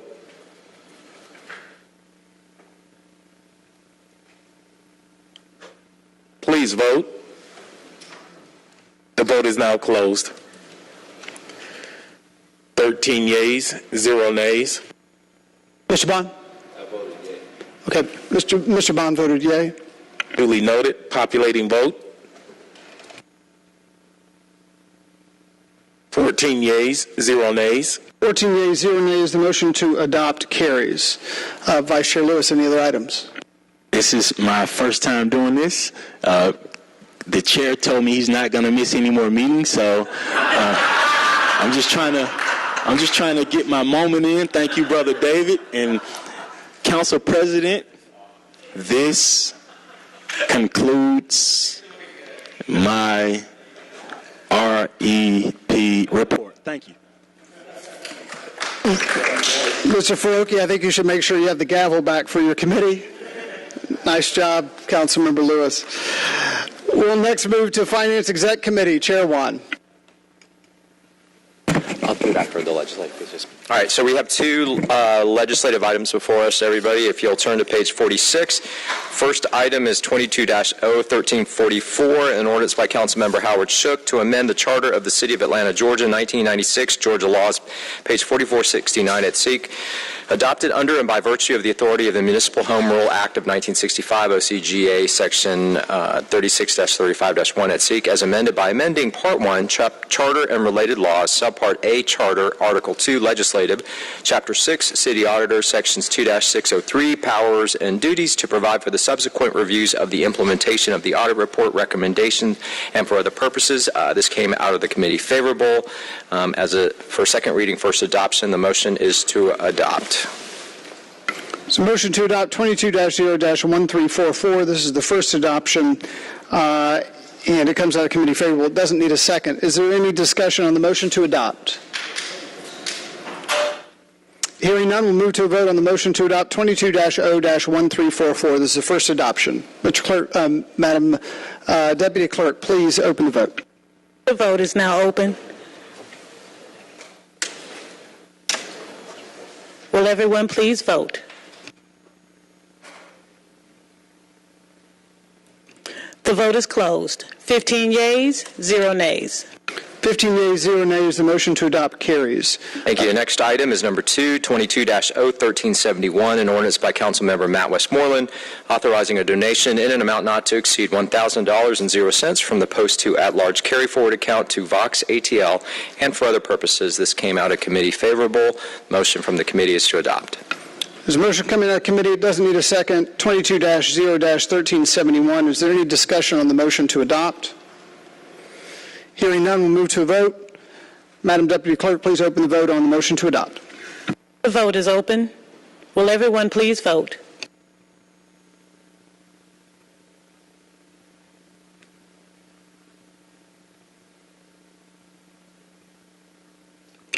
The vote is closed. 14 yeas, 0 nays. 14 yeas, 0 nays. Councilmember Dozier, you abstained. Could you give us an explanation? Yes, Mr. President. Just so to state for the public record and just so I don't get in trouble at home, Vox ATL is a phenomenal organization. There's a lot of phenomenal work for the city of Atlanta. Their executive director is also a phenomenal person, and that person happens to be my wife. And so while I support this endeavor, I'm abstaining to prevent a conflict of interest. Thank you. So noted. Chair Wan. All right, Mr. President, that concludes our legislative items. I do have an announcement. Before that, I understand the CFO Bala would like to offer a point of clarification from some public comment earlier this morning, or this afternoon, sorry. Yes, I would like to just clarify a point that was made regarding the water bill for Grady. That is budgeted for in the non-departmental section of the budget, which is on page 298 of the proposed budget book. And Councilmember Bond was correct that historically that was budgeted as the part of a jail line item that has since shifted to non-departmental. All right, thank you, CFO Bala. All right, the only announcement I have is this is week 2 of the fiscal year 2023 budget hearings, and they will continue tomorrow morning. Starting at 10 a.m., we have on deck Atlanta Police Department, at 11 o'clock Fire. We're going to break for lunch. I hear it's good. 1 p.m. Department of Corrections, 2 p.m. Office of Inspector General, 2:30 City Auditors, and 3 o'clock Atlanta Citizens Review Board here in Chambers. Thank you, Mr. President. Thank you, Chair Wan. We'll now move to the Committee on Council. Chair Boone.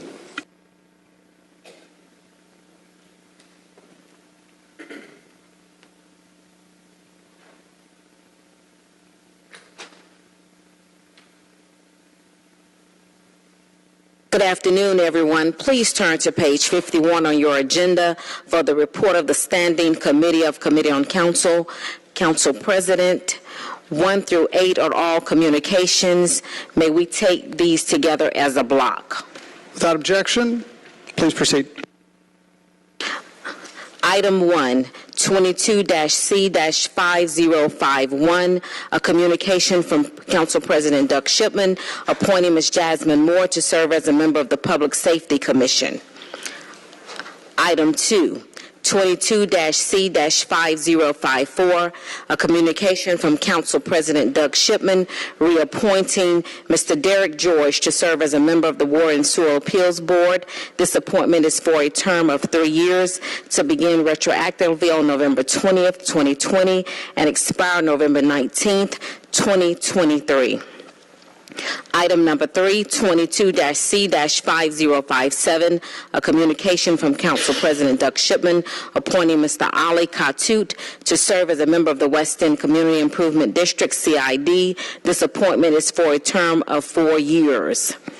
Item 4, 22-C-5071, a communication from Daniel Hampton, Chair of the Audit Committee, submitting the reappointment of Ms. Amanda Noble as City Auditor. This appointment is for a term of 5 years, scheduled to begin on June 1st, 2022.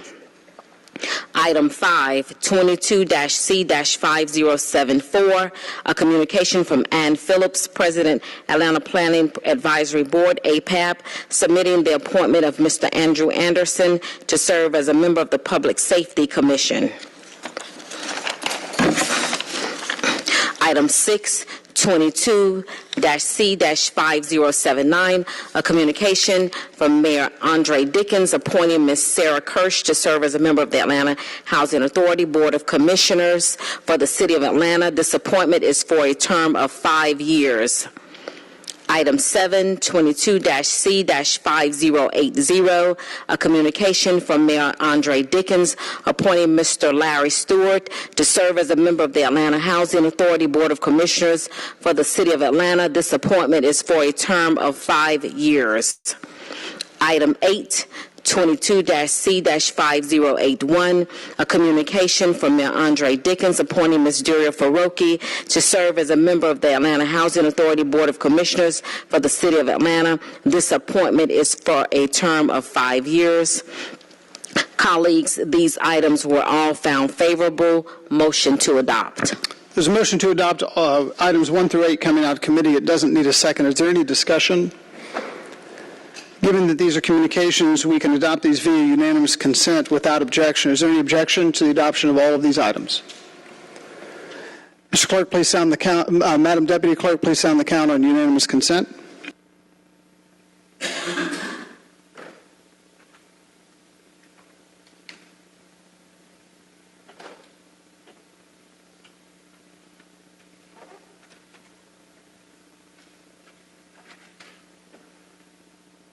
Unanimous consent is 15 yeas, 0 nays.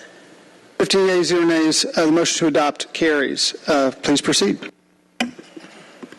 Item number 9, 22-0-1357, an ordinance by Councilmember Andrea L. Boone and as substituted by Committee on Council, declaring that all audio or video recordings of meetings of the Atlanta City Council, of any committees of the Atlanta City Council, of any boards, authorities, commissions, etc., created by the Atlanta City Council shall henceforth be incorporated into and shall supplement the minutes of all such meetings, or in the absence of written minutes shall act thereas, declaring that the minutes of such meetings which occurred prior to the effective date of this ordinance shall hereby be amended and supplemented to incorporate the audio or video recordings of such meetings where such audio or video recordings have been maintained in the custody of the City of Atlanta, so that such recordings shall be henceforth considered a part of all such minutes, or in the absence of written minutes shall hereby officially be recognized thereas.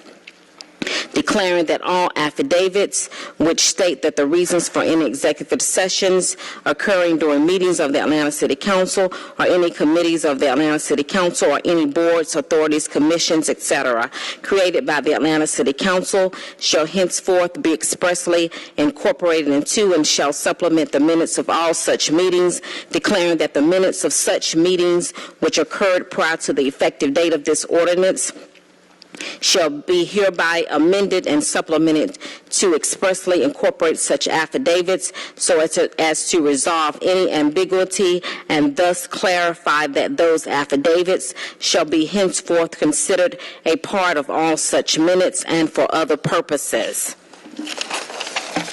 This item was found favorable. On substitute, motion to adopt. It's a motion to adopt coming out of committee. It doesn't need a second. 22-0-1357 as substituted. Any discussion of the motion to adopt?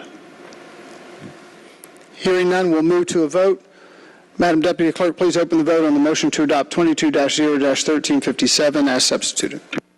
The vote is now open. Will everyone please vote?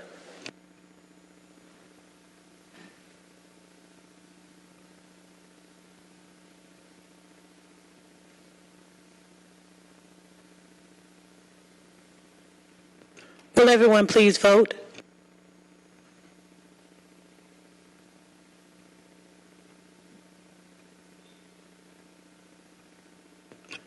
The vote is now closed. 14 yeas, 0 nays. 14 yeas, 0 nays. The motion to adopt carries. Councilman Norwood, do you want to vote on that one? Yes. Going to update the vote in just a moment. Councilman Norwood voted yes. Could you please reflect?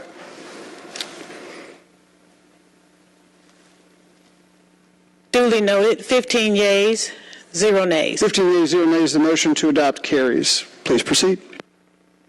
The Atlanta City Council is pleased to wish Council President Doug Shipman and Chair Hillis a happy birthday on today.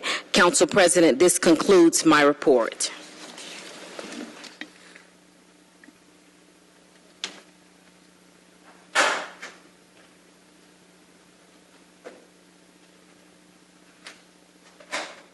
Thank you. At the request of the City Attorney, there's been a request for an executive session. Madam City Attorney, could you clarify the purpose of the executive session? Good afternoon. The purpose of the executive session is to discuss threatened litigation and pending litigation. Thank you. I'd entertain a motion to move into executive session. Moved by Mr. Bond, seconded by Mr. Lewis. Any discussion on the motion to move to executive session? We do this via unanimous consent. Any objection to moving to executive session?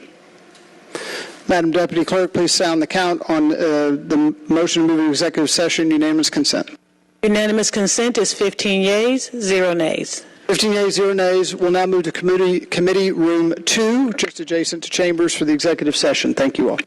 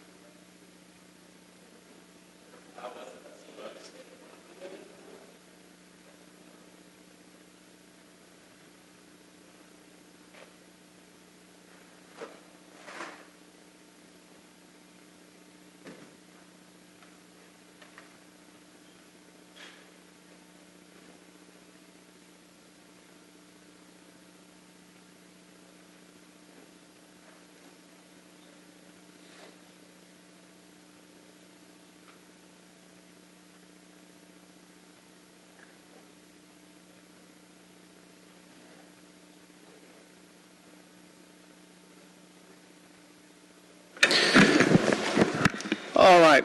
We've moved back into chambers. I would entertain a motion to move out and close executive session. Moved by Mr. Bond, seconded by Mr. Shook. Any discussion of that motion? Without objection, we can come out of executive session via unanimous consent. Is there any objection? Hearing none, Madam Deputy Clerk, please sound the count on unanimous consent of the motion to move out of executive session.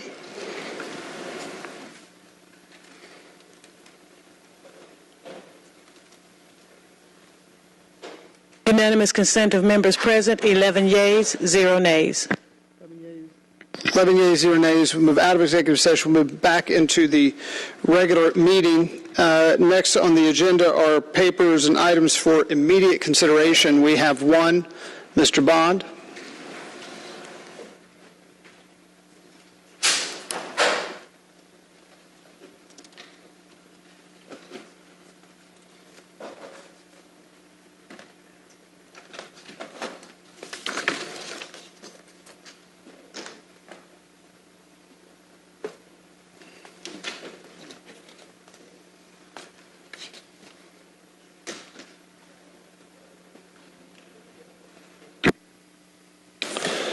Thank you, Mr. President. I have a resolution by Councilmember Michael Julian Bond, a resolution requesting that the Atlanta Development Authority, DBA as Invest Atlanta, review previously approved projects for the development of affordable housing to consider revising the subsidized amounts to adjust for the current rate of inflation and for the purposes. Whereas the Atlanta Development Authority, DBA Invest Atlanta, was activated by the city to, among other things, consolidate the city's efforts in housing, economic development, and community redevelopment. Whereas one of Invest Atlanta's core competencies is real estate finance, is to administer several loan programs for the development of workforce housing through its tax increments, TADs, resurgent grants, and housing opportunity bonds. Whereas last year the Invest Atlanta Board approved more than $72.6 million to fund a variety of multifamily and single-family housing options and provide deeper affordability in the growing areas of the city where rents are increasing. Whereas currently inflation is at the highest level in more than 40 years, whereas developers in the city of Atlanta committed to constructing affordable housing for families earning 60% of AMI or less have seen construction costs, including the cost of building materials and labor, increase more than 50% in the last 12 months. Whereas the price for the goods and services rise, the purchasing power and the funding provided for the redevelopment of affordable housing declines. And whereas over the last 20 years, 60,000 affordable housing units have been lost in Metro Atlanta. Whereas as the rents for the market rate units continue to rise at record levels, nominal spending on rental assistance has remained essentially flat, despite large swings in the national economy, compounding the housing challenges faced by low-income renters. Whereas the development of projects that were awarded subsidies from Invest Atlanta in 2020 and 2021 are facing unprecedented cost increases due to the rising rate of inflation, and without additional funding or other concessions, some of these projects may be in jeopardy of failing. Now, therefore, be it resolved by the City Council of the City of Atlanta, Georgia, that the Atlanta Development Authority, DBA as Invest Atlanta, is requested to review previously approved projects for the development of affordable housing or workforce housing and consider revising the amount of subsidies to adjust for the current rate of inflation. Be it further resolved that upon passage of this resolution, the municipal clerk shall transmit an official copy of this resolution to the Invest Atlanta Board of Directors. Be it finally resolved that all resolutions and parts of resolutions in conflict herewith are hereby waived to the extent of the conflict. And the ELMS number ID is 29831, and I would move approval. Been a motion to approve ELMS ID 29831. Is there a second? Second. Seconded by Councilmember Norwood. Councilmember Lewis. And my question is same as always. Councilmember Bonds, why are we moving this one for immediate consideration? The reason to move this for immediate consideration is that Atlanta is now the #2 city in the nation for inflation. And if you look at the current trend over the last 6 months, there's no indication that that rate of inflation is going to abate. So the sooner that we enact this position and forward it to our sister organization, the better. Because chances are the rate of inflation in a week, 2 weeks, 3 weeks will be even higher than it is today. So I believe in immediate consideration bills. I just like to hear a person tell us why. I won't make it a judgment, but I don't think that this is something I would put up for immediate consideration. And because I think this is something that can go to a committee and come out in a week or two. But thank you. Other discussion on the motion to adopt?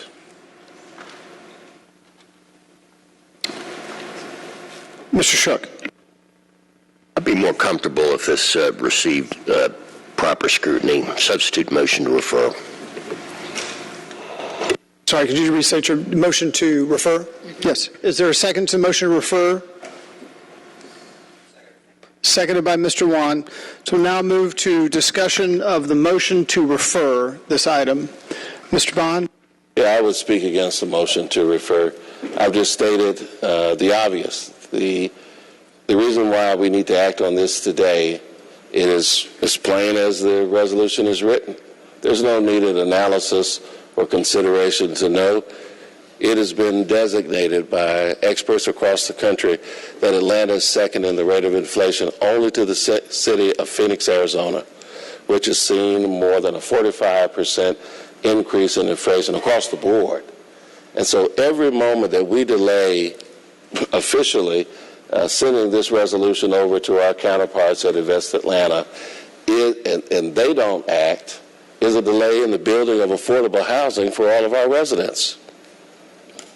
Invest Atlanta, as it does business, it is the Atlanta Development Authority. It is our economic arm that was created specifically for this purpose.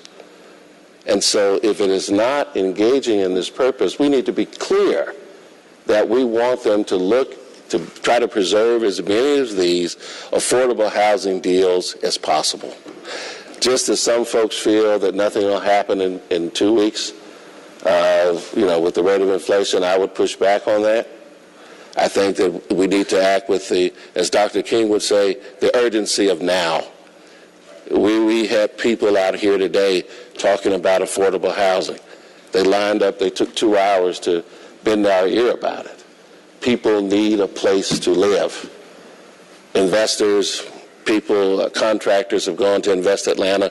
They've been approved for deals, and now those deals are in jeopardy because of the rate of inflation for no reason of their own. So I think it's just time for us to stand and to act today. So I speak against the motion to refer. We're still on conversation, motion to refer. Councilmember Lewis. And yes, I'm neither. Once again, I ask this question every time someone brings something up for immediate consideration, so it's not just to you right now, Councilmember Bond. I'm pretty consistent. I plan to be pretty consistent with this throughout. I don't know why we need to do this ASAP. That's the only thing. I don't know why we need to do this ASAP, but after listening to you now, I do know that things are going to go up over the next 2 weeks. Thank you. Thank you. Other discussion on the motion to refer? Hearing none, we'll move to a vote on the motion to refer. Madam Deputy Clerk, please open the vote. The vote is now open. Will everyone please vote?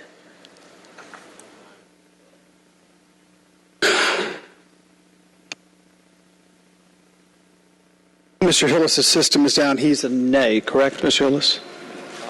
You're an aye for referring. Mr. Hillis is an aye.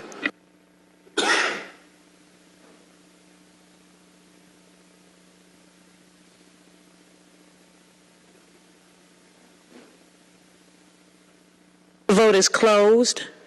10 yeas, 4 nays. 10 yeas, 4 nays. The motion to refer is adopted. I think you were. Oh, sorry. Mr. Hillis is an aye. And Mr. Bond, I believe, was a nay. Correct, Mr. Bond? Yes. And just to be clear, this is the vote for a referral, not Correct. for... This is the motion to refer. Can we update the vote? The vote is closed. The count is 10 yeas, 3 nays. 10 yeas, 3, I think, no, Mr. Bond's vote is not referred. It's not reflected, sorry. I'm a nay. Updating the vote, 10 yeas, 4 nays. 10 yeas, 4 nays. The motion to refer carries. This item will be referred to the CDHS committee. Thank you, Mr. Bond. With your indulgence, I know you're at the podium. Mr. Amos, I'm just going to let him go first. He has something he's trying to get to, and then I'll come to you second. Thank you. Thank you, Mr. Bond. We'll now move to personal papers to be referred. Councilmember Amos. Thank you, Mr. President, and thank you, Councilmember Bond. I have 3 papers. First number, AMS number 29792, an ordinance by Councilmember Byron Amos, an ordinance to correct ordinance number 22-0-1175, an ordinance by the City Council and adopted by the Atlanta City Council on March 21st, 2022, and approved per City Charter Section 2-403 on March 30th, 2022, authorizing the mayor or his designee to exercise the second renewal option under the cooperative agreement FC-1190582 for workforce services delivery behalf of the Atlanta delivery providing adult dislocated worker and youth services on behalf of the Atlanta Workforce Development Agency for the purpose of correcting the funding account listed therein and for other purposes. ALMS 29792 will be referred to the CDHS committee. Thank you. Second paper, ALMS number ID 29764, an ordinance by Councilmember Byron Amos, an ordinance to waive the limitation on the frequency of the application affecting the same property pursuant to Section 16-27-07-0023, located at 1101 Church Street Northwest, and for other purposes. ALMS 29764 will be referred to the zoning committee.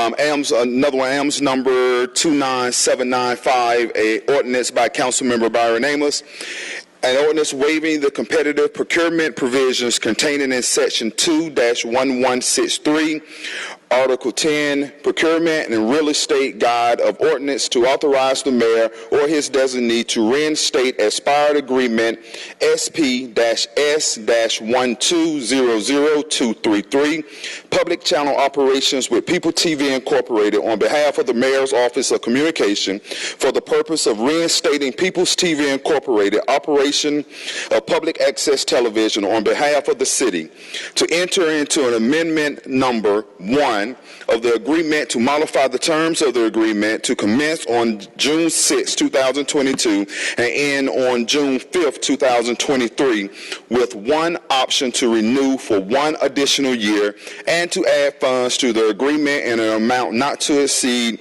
$180,000.00. All contracted work to be charged to and paid from the funds department, authorization and account numbers listed herein and for other purposes. Councilmember Waits? Yes, myself and Councilmember Boone, we'd like to be added to this paper. So noted. Sir. Elms 29795 will be referred to the Utilities Committee. And Mr. Chair, before I leave, just want to give a couple of shots out. The first is to the girls track team at Booker T. Washington High School for winning the state 4x100 relay this weekend. I also would like to give a shout out to my granddaughter, Kalia Bailey, who graduated from kindergarten today.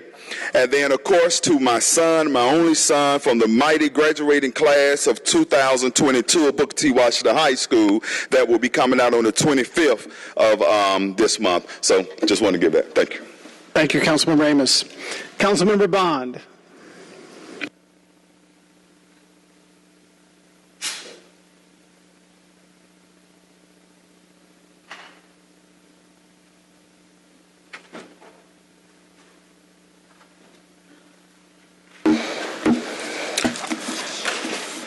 Thank you, Mr. President. I have Elms ID number 29787, a resolution by Councilmember Michael Julian Bond, a resolution to request the study of an intergovernmental agreement between the Mayor's Office, the Housing Authority of the City of Atlanta, Georgia, known as Atlanta Housing, the Atlanta Development Authority, DBA is Invest Atlanta, and other affordable housing public sector entities as to harmonize their efforts to construct new affordable housing and preserve the existing affordable housing, and to cooperatively maximize public sector resources to ensure the creation of sufficient affordable housing units to meet the urgent and growing needs of the City of Atlanta and for other purposes. Elms 29787 will be referred to the Community Development Human Services Committee.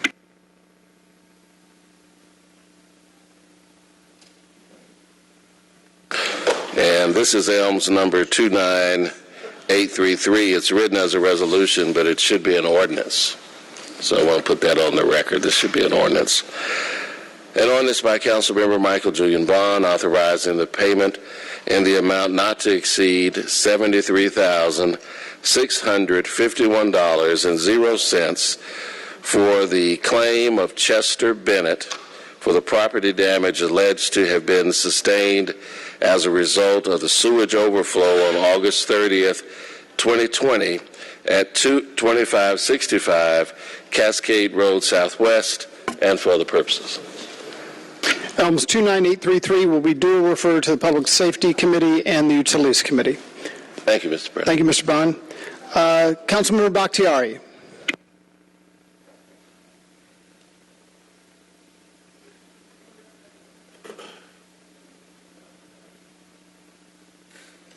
Bond Bakhtiari.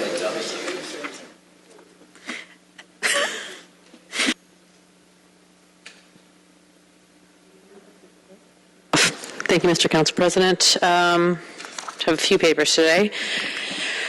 First, Elms ID number 29801, an ordinance by Councilmember Liliana Bakhtiari, an ordinance authorizing the mayor as a designee to install stop traffic calming devices on Morgan Place Southeast and Hooper Street Southeast, and for other purposes. Elms 29801 will be referred to the Transportation Committee. Elms number 29804, an ordinance by Councilmember Liliana Bakhtiari, an ordinance authorizing the mayor or his designee to make the intersections of Bouldercrest Avenue Southeast, Flat Shoals Road Southeast, and Flat Shoals Avenue Southeast be made always stop controlled intersections, to authorize the Atlanta Department of Transportation to install stop signs at the intersections and for other purposes. Elms 29804 will be referred to the Transportation Committee. Elms number 29805, an ordinance by Councilmember Liliana Bakhtiari, an ordinance authorizing the mayor or his designee to make the intersections of Rocky Ford Road Southeast and Oakview Road Southeast be made always stop controlled intersections, to authorize the Atlanta Department of Transportation to install stop signs at the intersections and for other purposes. Elms 29805 will be referred to the Transportation Committee. Elms number 29802, an ordinance by Councilmember Liliana Bakhtiari, an ordinance authorizing the mayor or his designee to install stop traffic calming devices on Sanderson Street Northeast and for other purposes. Elms 29802 will be referred to the Transportation Committee. Elms number 29803, an ordinance by Councilmember Liliana Bakhtiari, an ordinance authorizing the mayor or his designee to install traffic calming devices along Daniel Avenue Southeast between Alston Drive and Memorial Drive and for other purposes. Elms 29803 will be referred to the Transportation Committee. Elms number 29825, a resolution by Councilmember Liliana Bakhtiari, a resolution authorizing the mayor or his designee to execute an agreement for RFP-S-1220279, WIOA, One Stop Career Center within the DOOR LLC on behalf of the Department of Atlanta Workforce Development Agency, aka WorkSource Atlanta, for a term of 2 years with 1 2-year renewal options and an amount not to exceed $251,260.00. All contracted work to be charged to and paid from the Fund Department organization and account number listed herein and for other purposes. Elms 29825 will be referred to the CDHS Committee. Elms ID number 29814, a resolution by Councilmember Liliana Bakhtiari to request in-town collaborative ministries to provide quarterly reports to the Community Development Human Service Committee and for other purposes. Elms 29814 will be referred to Community Development Human Services Committee. Thank you, Mr. President. Thank you. Councilmember Boone.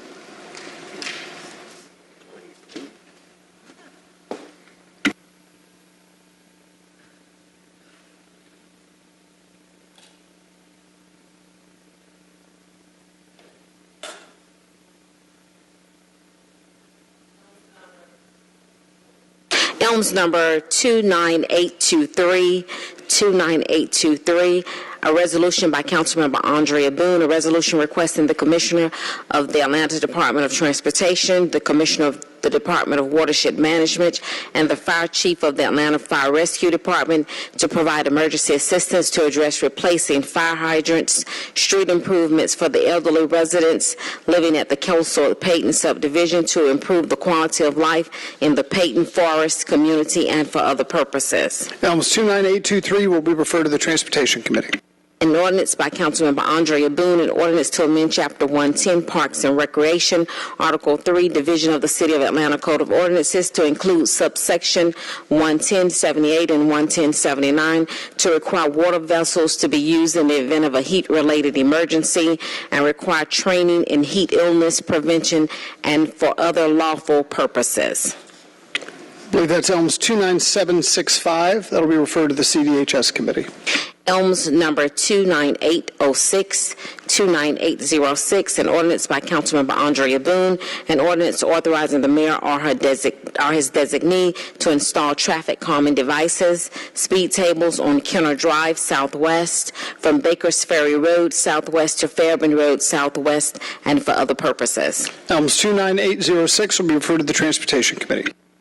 Elms number 29789, an ordinance by Councilmember Andrea Boone, an ordinance authorizing the mayor or his designee on behalf of the City of Atlanta to execute a ground lease agreement with the Atlanta Police Foundation for the property located at 2175 Martin Luther King Jr. Drive, Atlanta, Georgia, Fulton County, tax parcel ID number 1401800200795 for a lease term not to exceed 50 years to be used for an at-promise youth community center serving at-risk youth, waiving the competitive procurement provisions contained in Article Procurement and the Real Estate Code of the City of Code of Ordinances and for other purposes. Elms 29789 will be referred to the Public Safety Committee. Thank you, Mr. President. Thank you, Councilmember Boone.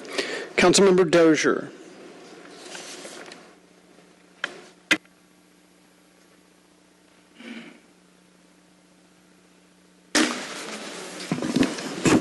Thank you, Mr. President. My first item is Elms number 29827. And that is a resolution by Councilmember Jason Dozier recognizing the value of future Amtrak expansion within the City of Atlanta as part of the GOLTS development and for other purposes. Whereas the City of Atlanta has a long, rich history rooted in the railroad since its first founding days as terminus, and whereas the city grew prosperous alongside the success of the railroads. Oh, that keeps it simple. Well, that's a short caption, so I'll take it. Next item is... Hold just a second. Elms 29827 will be referred to the Transportation Committee and the CDHS Committee. right, next item is Elms number 29828.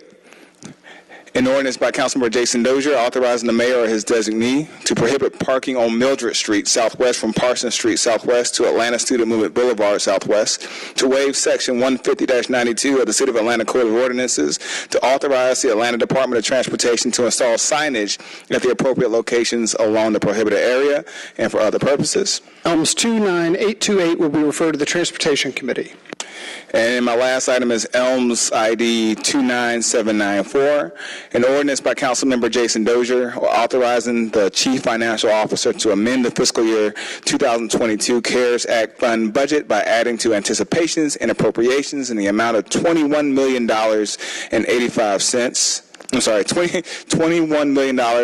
$513,368.85 awarded to the city pursuant to the Emergency Rental Assistance Program 1 reallocation from the United States Treasury, the total of which shall be utilized to respond to the public health emergency with respect to COVID-19 by providing emergency rental assistance to residents of the City of Atlanta and for other purposes. Elms 29794 will be referred to the CDHS Committee. Thank you so much, Mr. President. Thank you, Mr. Dozier. Councilmember Farokhi.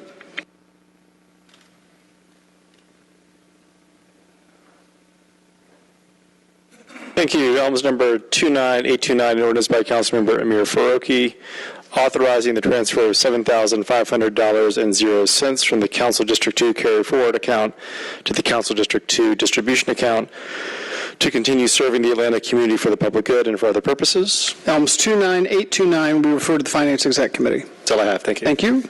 Councilmember Hillis.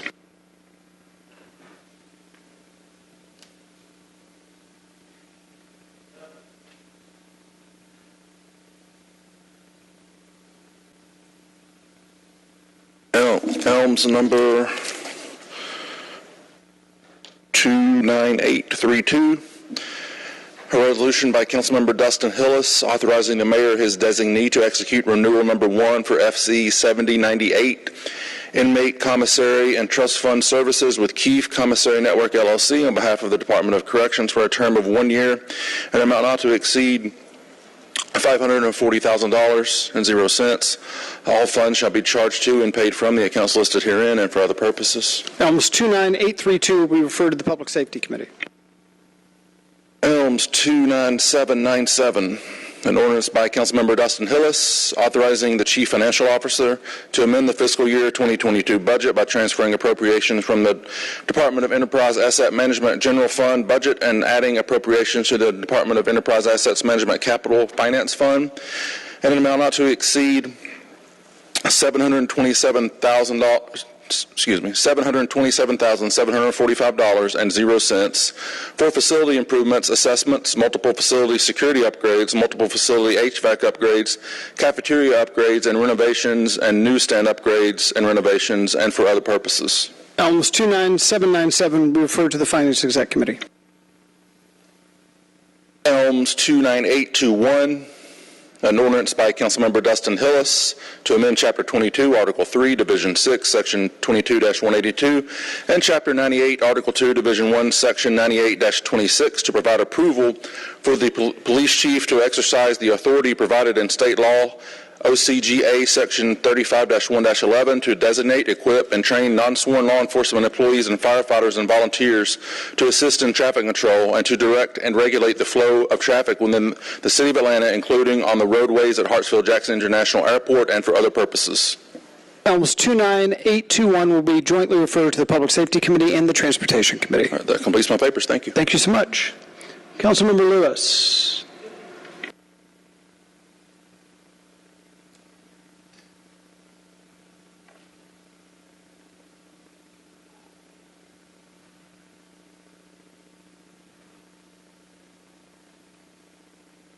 Thank you, President Shipman.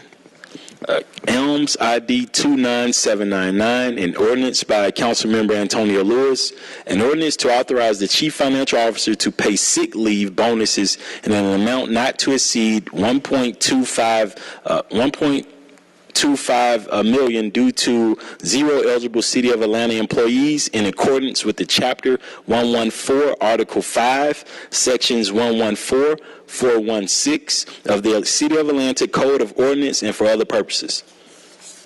Elms 29799 will be referred to the Finance Exec Committee. Elms 29798.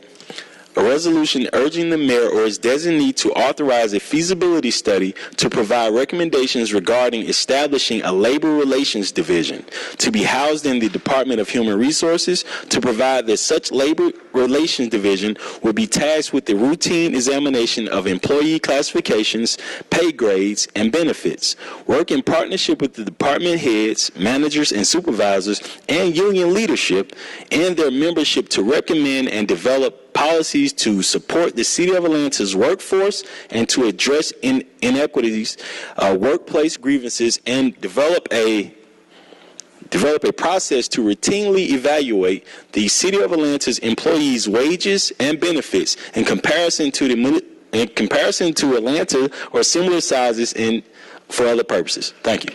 Elms 29798 will be referred to the Finance Exec Committee. And lastly, Elms 29807, an ordinance by Councilmember Antonio Lewis, an ordinance authorizing the mayor or his designee to install traffic calming devices on Evans Ave Southwest and Osborne Street Southwest to Osborne Street Southwest to Murphy Avenue Southwest and for other purposes. Thank you. Elms 29807 will be referred to the Transportation Committee. Thank you, Councilmember Lewis. Councilmember Norwood.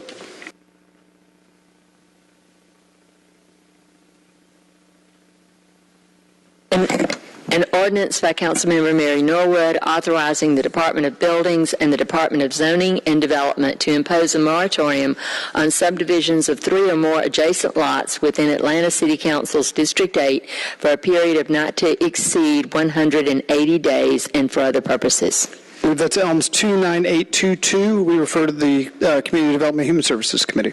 Elms 29808, an ordinance by Council Members Mary Norwood and Michael Julian Bond authorizing the mayor or his designee to remove the pedestrian respite at the intersection of Valley Road and West Paces Ferry Road and for other purposes.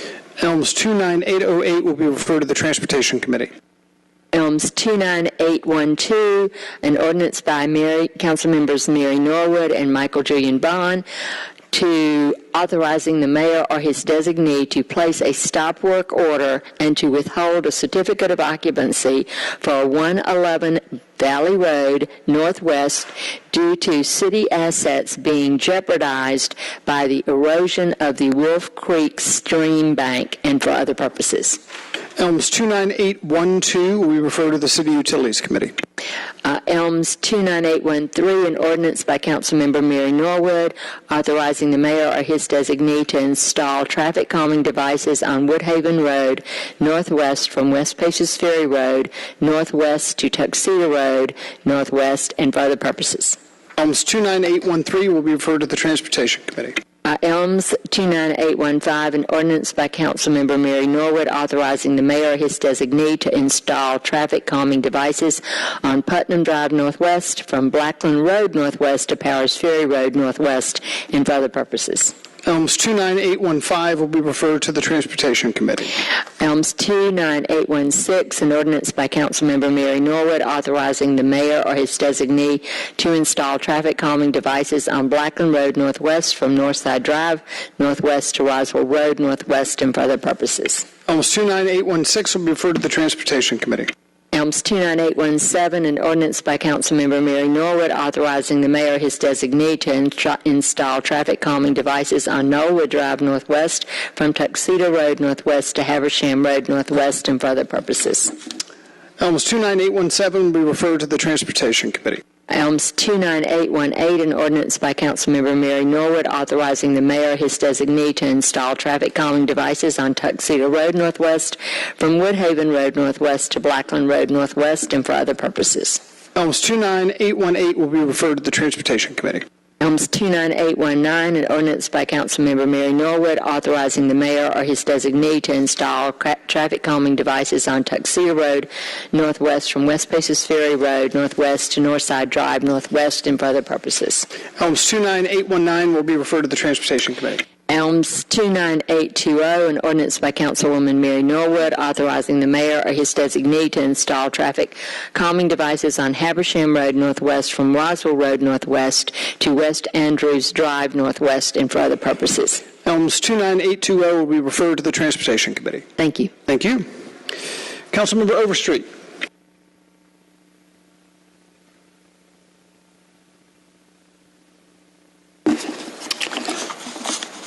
Thank you, President Shipman.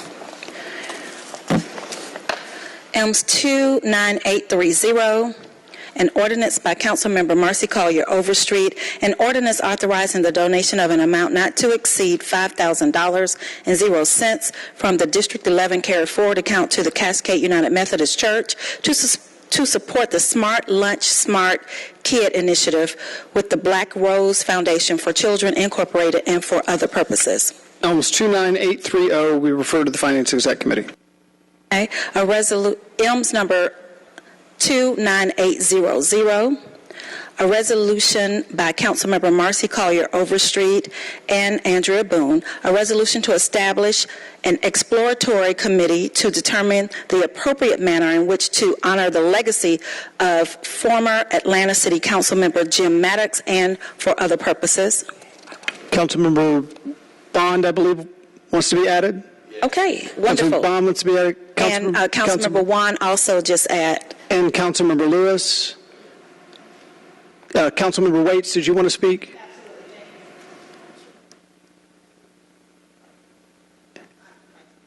To be added. Councilmember Waits to be added. Thank you.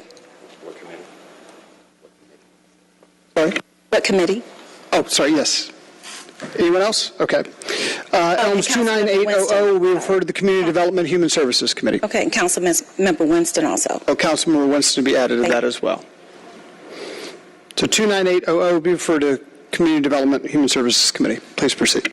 Okay, Elms number 29790, an ordinance by Councilmember Marcy Collier Overstreet, an ordinance authorizing the mayor or his designee on behalf of the City of Atlanta to enter into Amendment number 3 of the amendment and restated agreement EAS 1210051, Programs of Care for Homeless Populations and Partners for Home Incorporated on behalf of the executive offices to extend the term through June 30th, 2024, to add funding from continued care of homeless residents of the city to be funded by the U.S. Department of Treasury American Rescue Plan funds in an amount not to exceed $6,200,000.00, and to modify the agreement to reflect terms required for use of the American Rescue Plan funds and for other purposes. Elms 29790 will be referred to the Community Development Human Services Committee. Thank you. Thank you for running around. Appreciate that.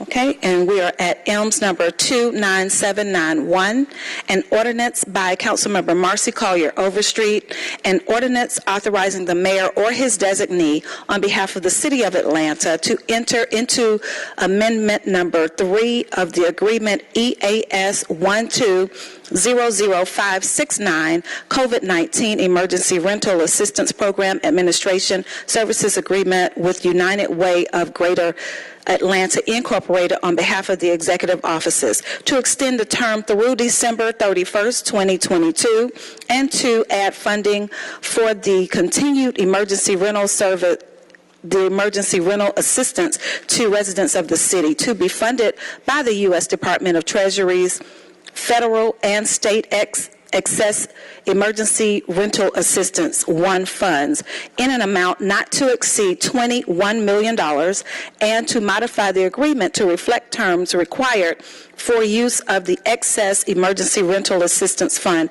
and for other purposes. Elms 29791 will be referred to the Community Development Human Services Committee. Thank you, President Shipman. Thank you, Councilmember Overstreet. Next will be Councilmember Wan.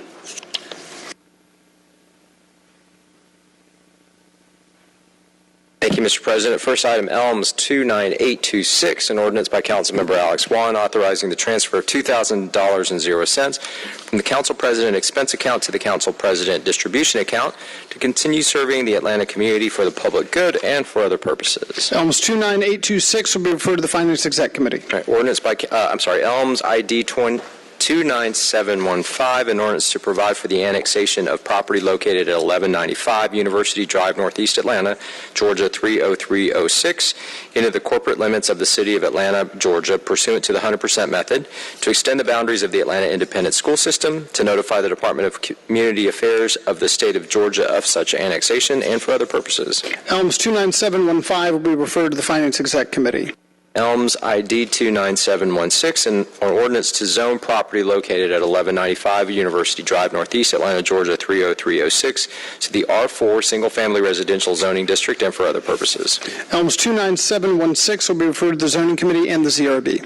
Elms ID 29717, an ordinance to amend the land use development of the 2016 City of Atlanta Comprehensive Development Plan so as to designate property at 1195 University Drive, Northeast Atlanta, Georgia 30306 to the single-family residential land use designation and for other purposes. Elms 29717 will be referred to the Committee on Council. All right, here's a long one here. Elms 29796, Series 2022 Supplemental Pricing Ordinance, an ordinance supplementing that certain 29th Supplemental Bond Ordinance 22-01271, adopted by the Atlanta City Council on May 2nd, 2022, and approved by the Mayor on May 2nd, 2022, to, among other things, set forth the terms of the City of Atlanta 1. General Revenue Bonds, Airport General Revenue Bonds, Series 2022A, the Series 2022A bonds. 2. Airport General Revenue Bonds, Series 2022B, the Series 2022B bonds. 3. Airport Passenger Facility Charge and Subordinate Lien General Revenue Bonds, Series 2022C, the Series 2022C bonds. And 4. Airport Passenger Facility Charge and Subordinate Lien General Revenue Bonds, Series 2022D, the Series 2022D bonds, and together with the Series 2022A bonds, the Series 2022B bonds, and the Series 2022C bonds, the Series 2022 bonds, within certain parameters previously established by the city, including the original aggregate principal amount, interest rates, maturity amounts, maturity dates, redemption provisions, and debt service reserve requirement with respect thereto. Affirm satisfaction of the additional bonds test with respect to the Series 2022 bonds. Ratify certain prior actions of the City Council and certain officers and agents of the city with respect to the issuance and sale of the Series 2022 bonds. Ratify and approve the execution and delivery of a bond purchase agreement. Ratify and approve the preparation, use, and distribution of a preliminary official statement and the execution and delivery of a final official statement in connection with the offer and sale of the Series 2022 bonds, provide an effective date, and for other related purposes. Elms 29796 will be referred to the Finance Exec Committee. Thank you, Mr. President. Thank you, Councilmember Wan. Councilmember Westmoreland. Thank you, Mr. President. Elms number 29824, an ordinance by Council members Matt Westmoreland and Mary Norwood, authorizing a donation in an amount not to exceed $10,000.00 from the Post 2 at Large Carry Forward account to the Chastain Park Conservancy and for other purposes. Elms 29824 will be referred to the Finance Exec Committee. Thank you. Councilmember Winston.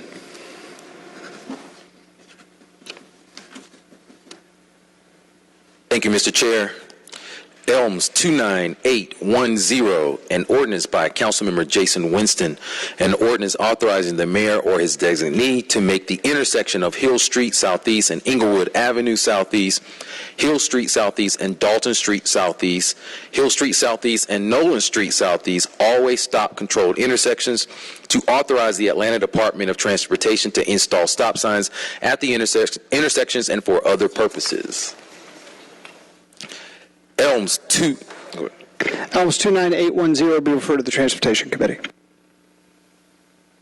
Elms 29811, an ordinance by Councilmember Jason Winston, an ordinance authorizing the mayor or his designee to make the intersection of Miller Reed Avenue Southeast and Elvira Street Southeast an all-way stop control intersections, to authorize the Atlanta Department of Transportation to install stop signs at the intersection and for other purposes.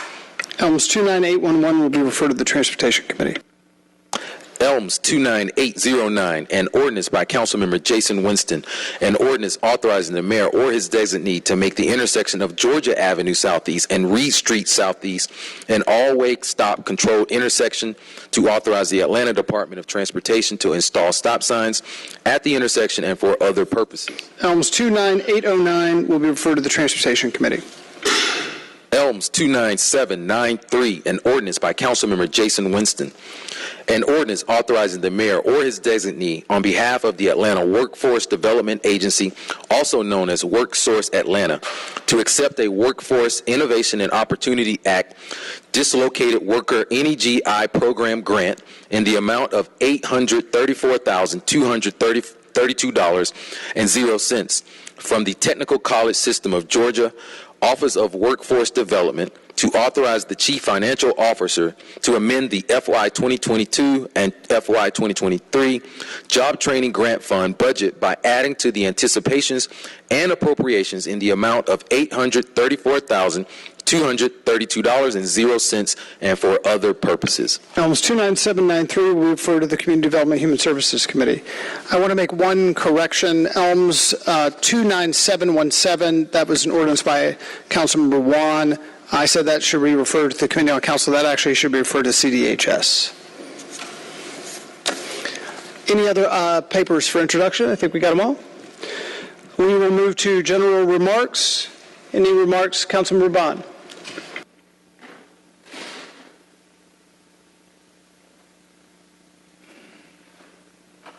Thank you, Mr. President. Just want to congratulate all of the graduates around the Atlanta University Center and the university system this weekend. Also want to announce this week's HelloFresh distribution. We'll be partnering with DeKalb County Commissioner Mr. Larry Johnson at the DeKalb Atlanta Senior Center at 25 Warren Street Southeast. It'll be at 3 p.m. on May the 18th. And of course, there's no prerequisite to receive this help. Atlanta is the #2 city in the country for inflation. That includes grocery items. And of course, we distribute about 8,000 meals a week. This is our drive-up and walk-up opportunity. We'll be targeting senior citizens, but you don't have to be a senior citizen to receive any of this assistance. So that is May the 18th at the DeKalb Atlanta Senior Center at 25 Warren Street Southeast at 3 p.m. Thank you. Councilmember Lewis. This weekend, we had myself and Keisha Waits. Thank you to the Jazz Series. We had the District 12 Neighborhood Jazz Series, in which we had about 300 people actually show up after only promoting it for 1 week. So super happy to partner up with Councilmember Waits, and I'm excited to see the next 30 years of us bringing that Jazz Series to District 12, because it was also a free date for me and my wife. The next thing I wanted to talk about was the Resurgence Grant. Last Friday, we had our Resurgence Grant Town Hall, and we had 59 attendees show up to hear from Kelsey Manor from Invest Atlanta. We saw the District 12 applications jump by 100% since we extended that deadline for 1 month. So I call that a success, and I'm super excited to see more programs that come out of Invest Atlanta be explained to folks on how to apply for it. Super excited about that. Lastly, shout out to Allison Hunter, SGA president at South Atlanta High School, and my newest employee to help me fight homelessness in my district. She got $489,000 scholarship from the Harvard University. And so I'm super excited to send that amazing young lady to Harvard with all that money. Thank you again. Shout out again to Allison Hunter. That's real black girl magic. And we talked about fixing a crown. Blessed to be in your life. Blessed to touch your crown. Queen, thank you. Thank you. Councilmember Dozier. Thank you, Mr. President. Just for the general public, just to reiterate, the Community Development and Human Services Committee is hosting a work session next Thursday, 1:00 p.m. right here in the City Council chambers to talk about rental stability here in the City of Atlanta. As I alluded to before, we have a number of wonderful programs aimed at protecting our legacy homeowners in this city, but we're not doing enough for our renting population, which is struggling for very advanced increases in their rents very quickly. We want to make sure we can protect that very integral part of our city and our culture and our history and our legacy that we're losing every single day. The next thing, I want to give a big congratulations to the West End Community Improvement District. The Atlanta Regional Commission announced their LCI grants for this next grant cycle, and West End CID received $200,000 to support the Ralph David Abernathy Great Street Study, which will develop a multimodal transportation plan for the Ralph David Abernathy corridor to connect the West End MARTA Station, Mall West End, and surrounding neighborhoods. And just want, like I said, want to congratulate them for their work in that effort.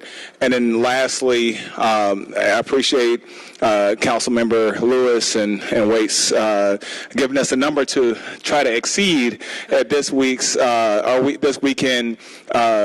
District 4, along with Councilmember Westmoreland, we'll be hosting our Jazz Fest series at Mosley Park, 4:00 p.m. on Sunday, the 22nd. So I hope to see you all there, and we'll try to make sure we beat that 300. Thank you. Councilmember, you can put me down for one. For your event, to increase your numbers. Councilmember Winston. Thank you, Mr. Chair. I just want to make a general announcement that I will be hosting a public safety town hall this Thursday at 6:30 at Mount Pleasant Baptist Church. We will have members of the Atlanta Police Department, the Department of Public Works, Solid Waste Education and Enforcement Team Suite, and the Department of Planning and Zoning there. So that will be this Thursday at 6:30 at Mount Pleasant Baptist Church, 17 Meldon Avenue Southeast. And then I also want to give a huge shout out to the Maynard Jackson girls track team who just won the 5A state championship. So way to go, Jaguars, and congratulations on your state championship. So congratulations. Thank you. Thank you. Councilman Bakhtiari. Thank you, Mr. President. Looking up something really quickly. Okay, so wanted to announce that we're actually doing a T-Splosh Town Hall tomorrow for residents in District 5. It'll be from 6:30 p.m. to 8:30 p.m. tomorrow evening at El Tesoro, which is at 1374 Arkwright. And joining me will be Commissioner Rowan and also Councilmember Matt Westmoreland. So if you live in District 5, want to gain more clarity about what the T-Splosh is going to, I know that a lot of people have questions, please come and attend because we will be providing all that feedback and taking those questions, but also we'll be providing food and the bar will also be open, and it's a family-friendly affair, so come one, come all. And also, I hope everyone joins us for cupcakes in the Council President's office. I don't mean everyone, I mean council members. At the Council President's office after this meeting. Thank you. Councilman Overstreet. Thank you, President Shipman.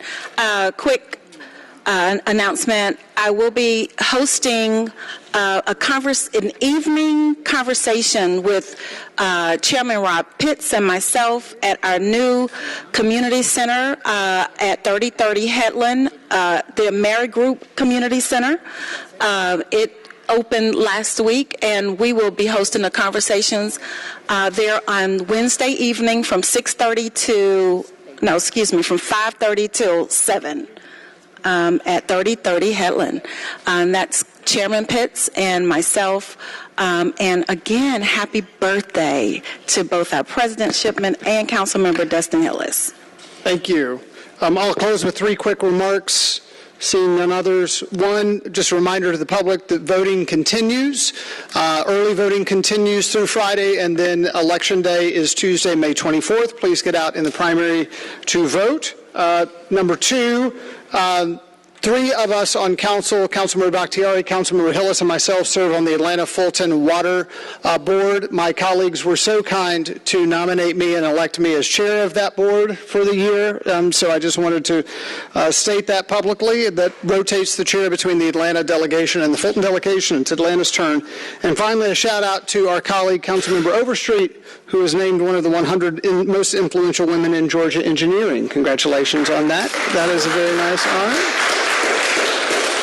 So with that, I would ask the deputy clerk to, my deputy clerk to please do the adjourning roll call. Council President Shipman. Here. Council members Bond. Here. Westmoreland. Here. Waits. Winston. Here. Faroki. Amos. Dozier. Present. Bakhtiari. Here. Wan. Shook. Norwood. Hillis. Here. Boone. Overstreet. And Lewis. I would entertain a motion to adjourn. Moved by Hillis, seconded by Bakhtiari. Without objection, we are adjourned. Thank you all.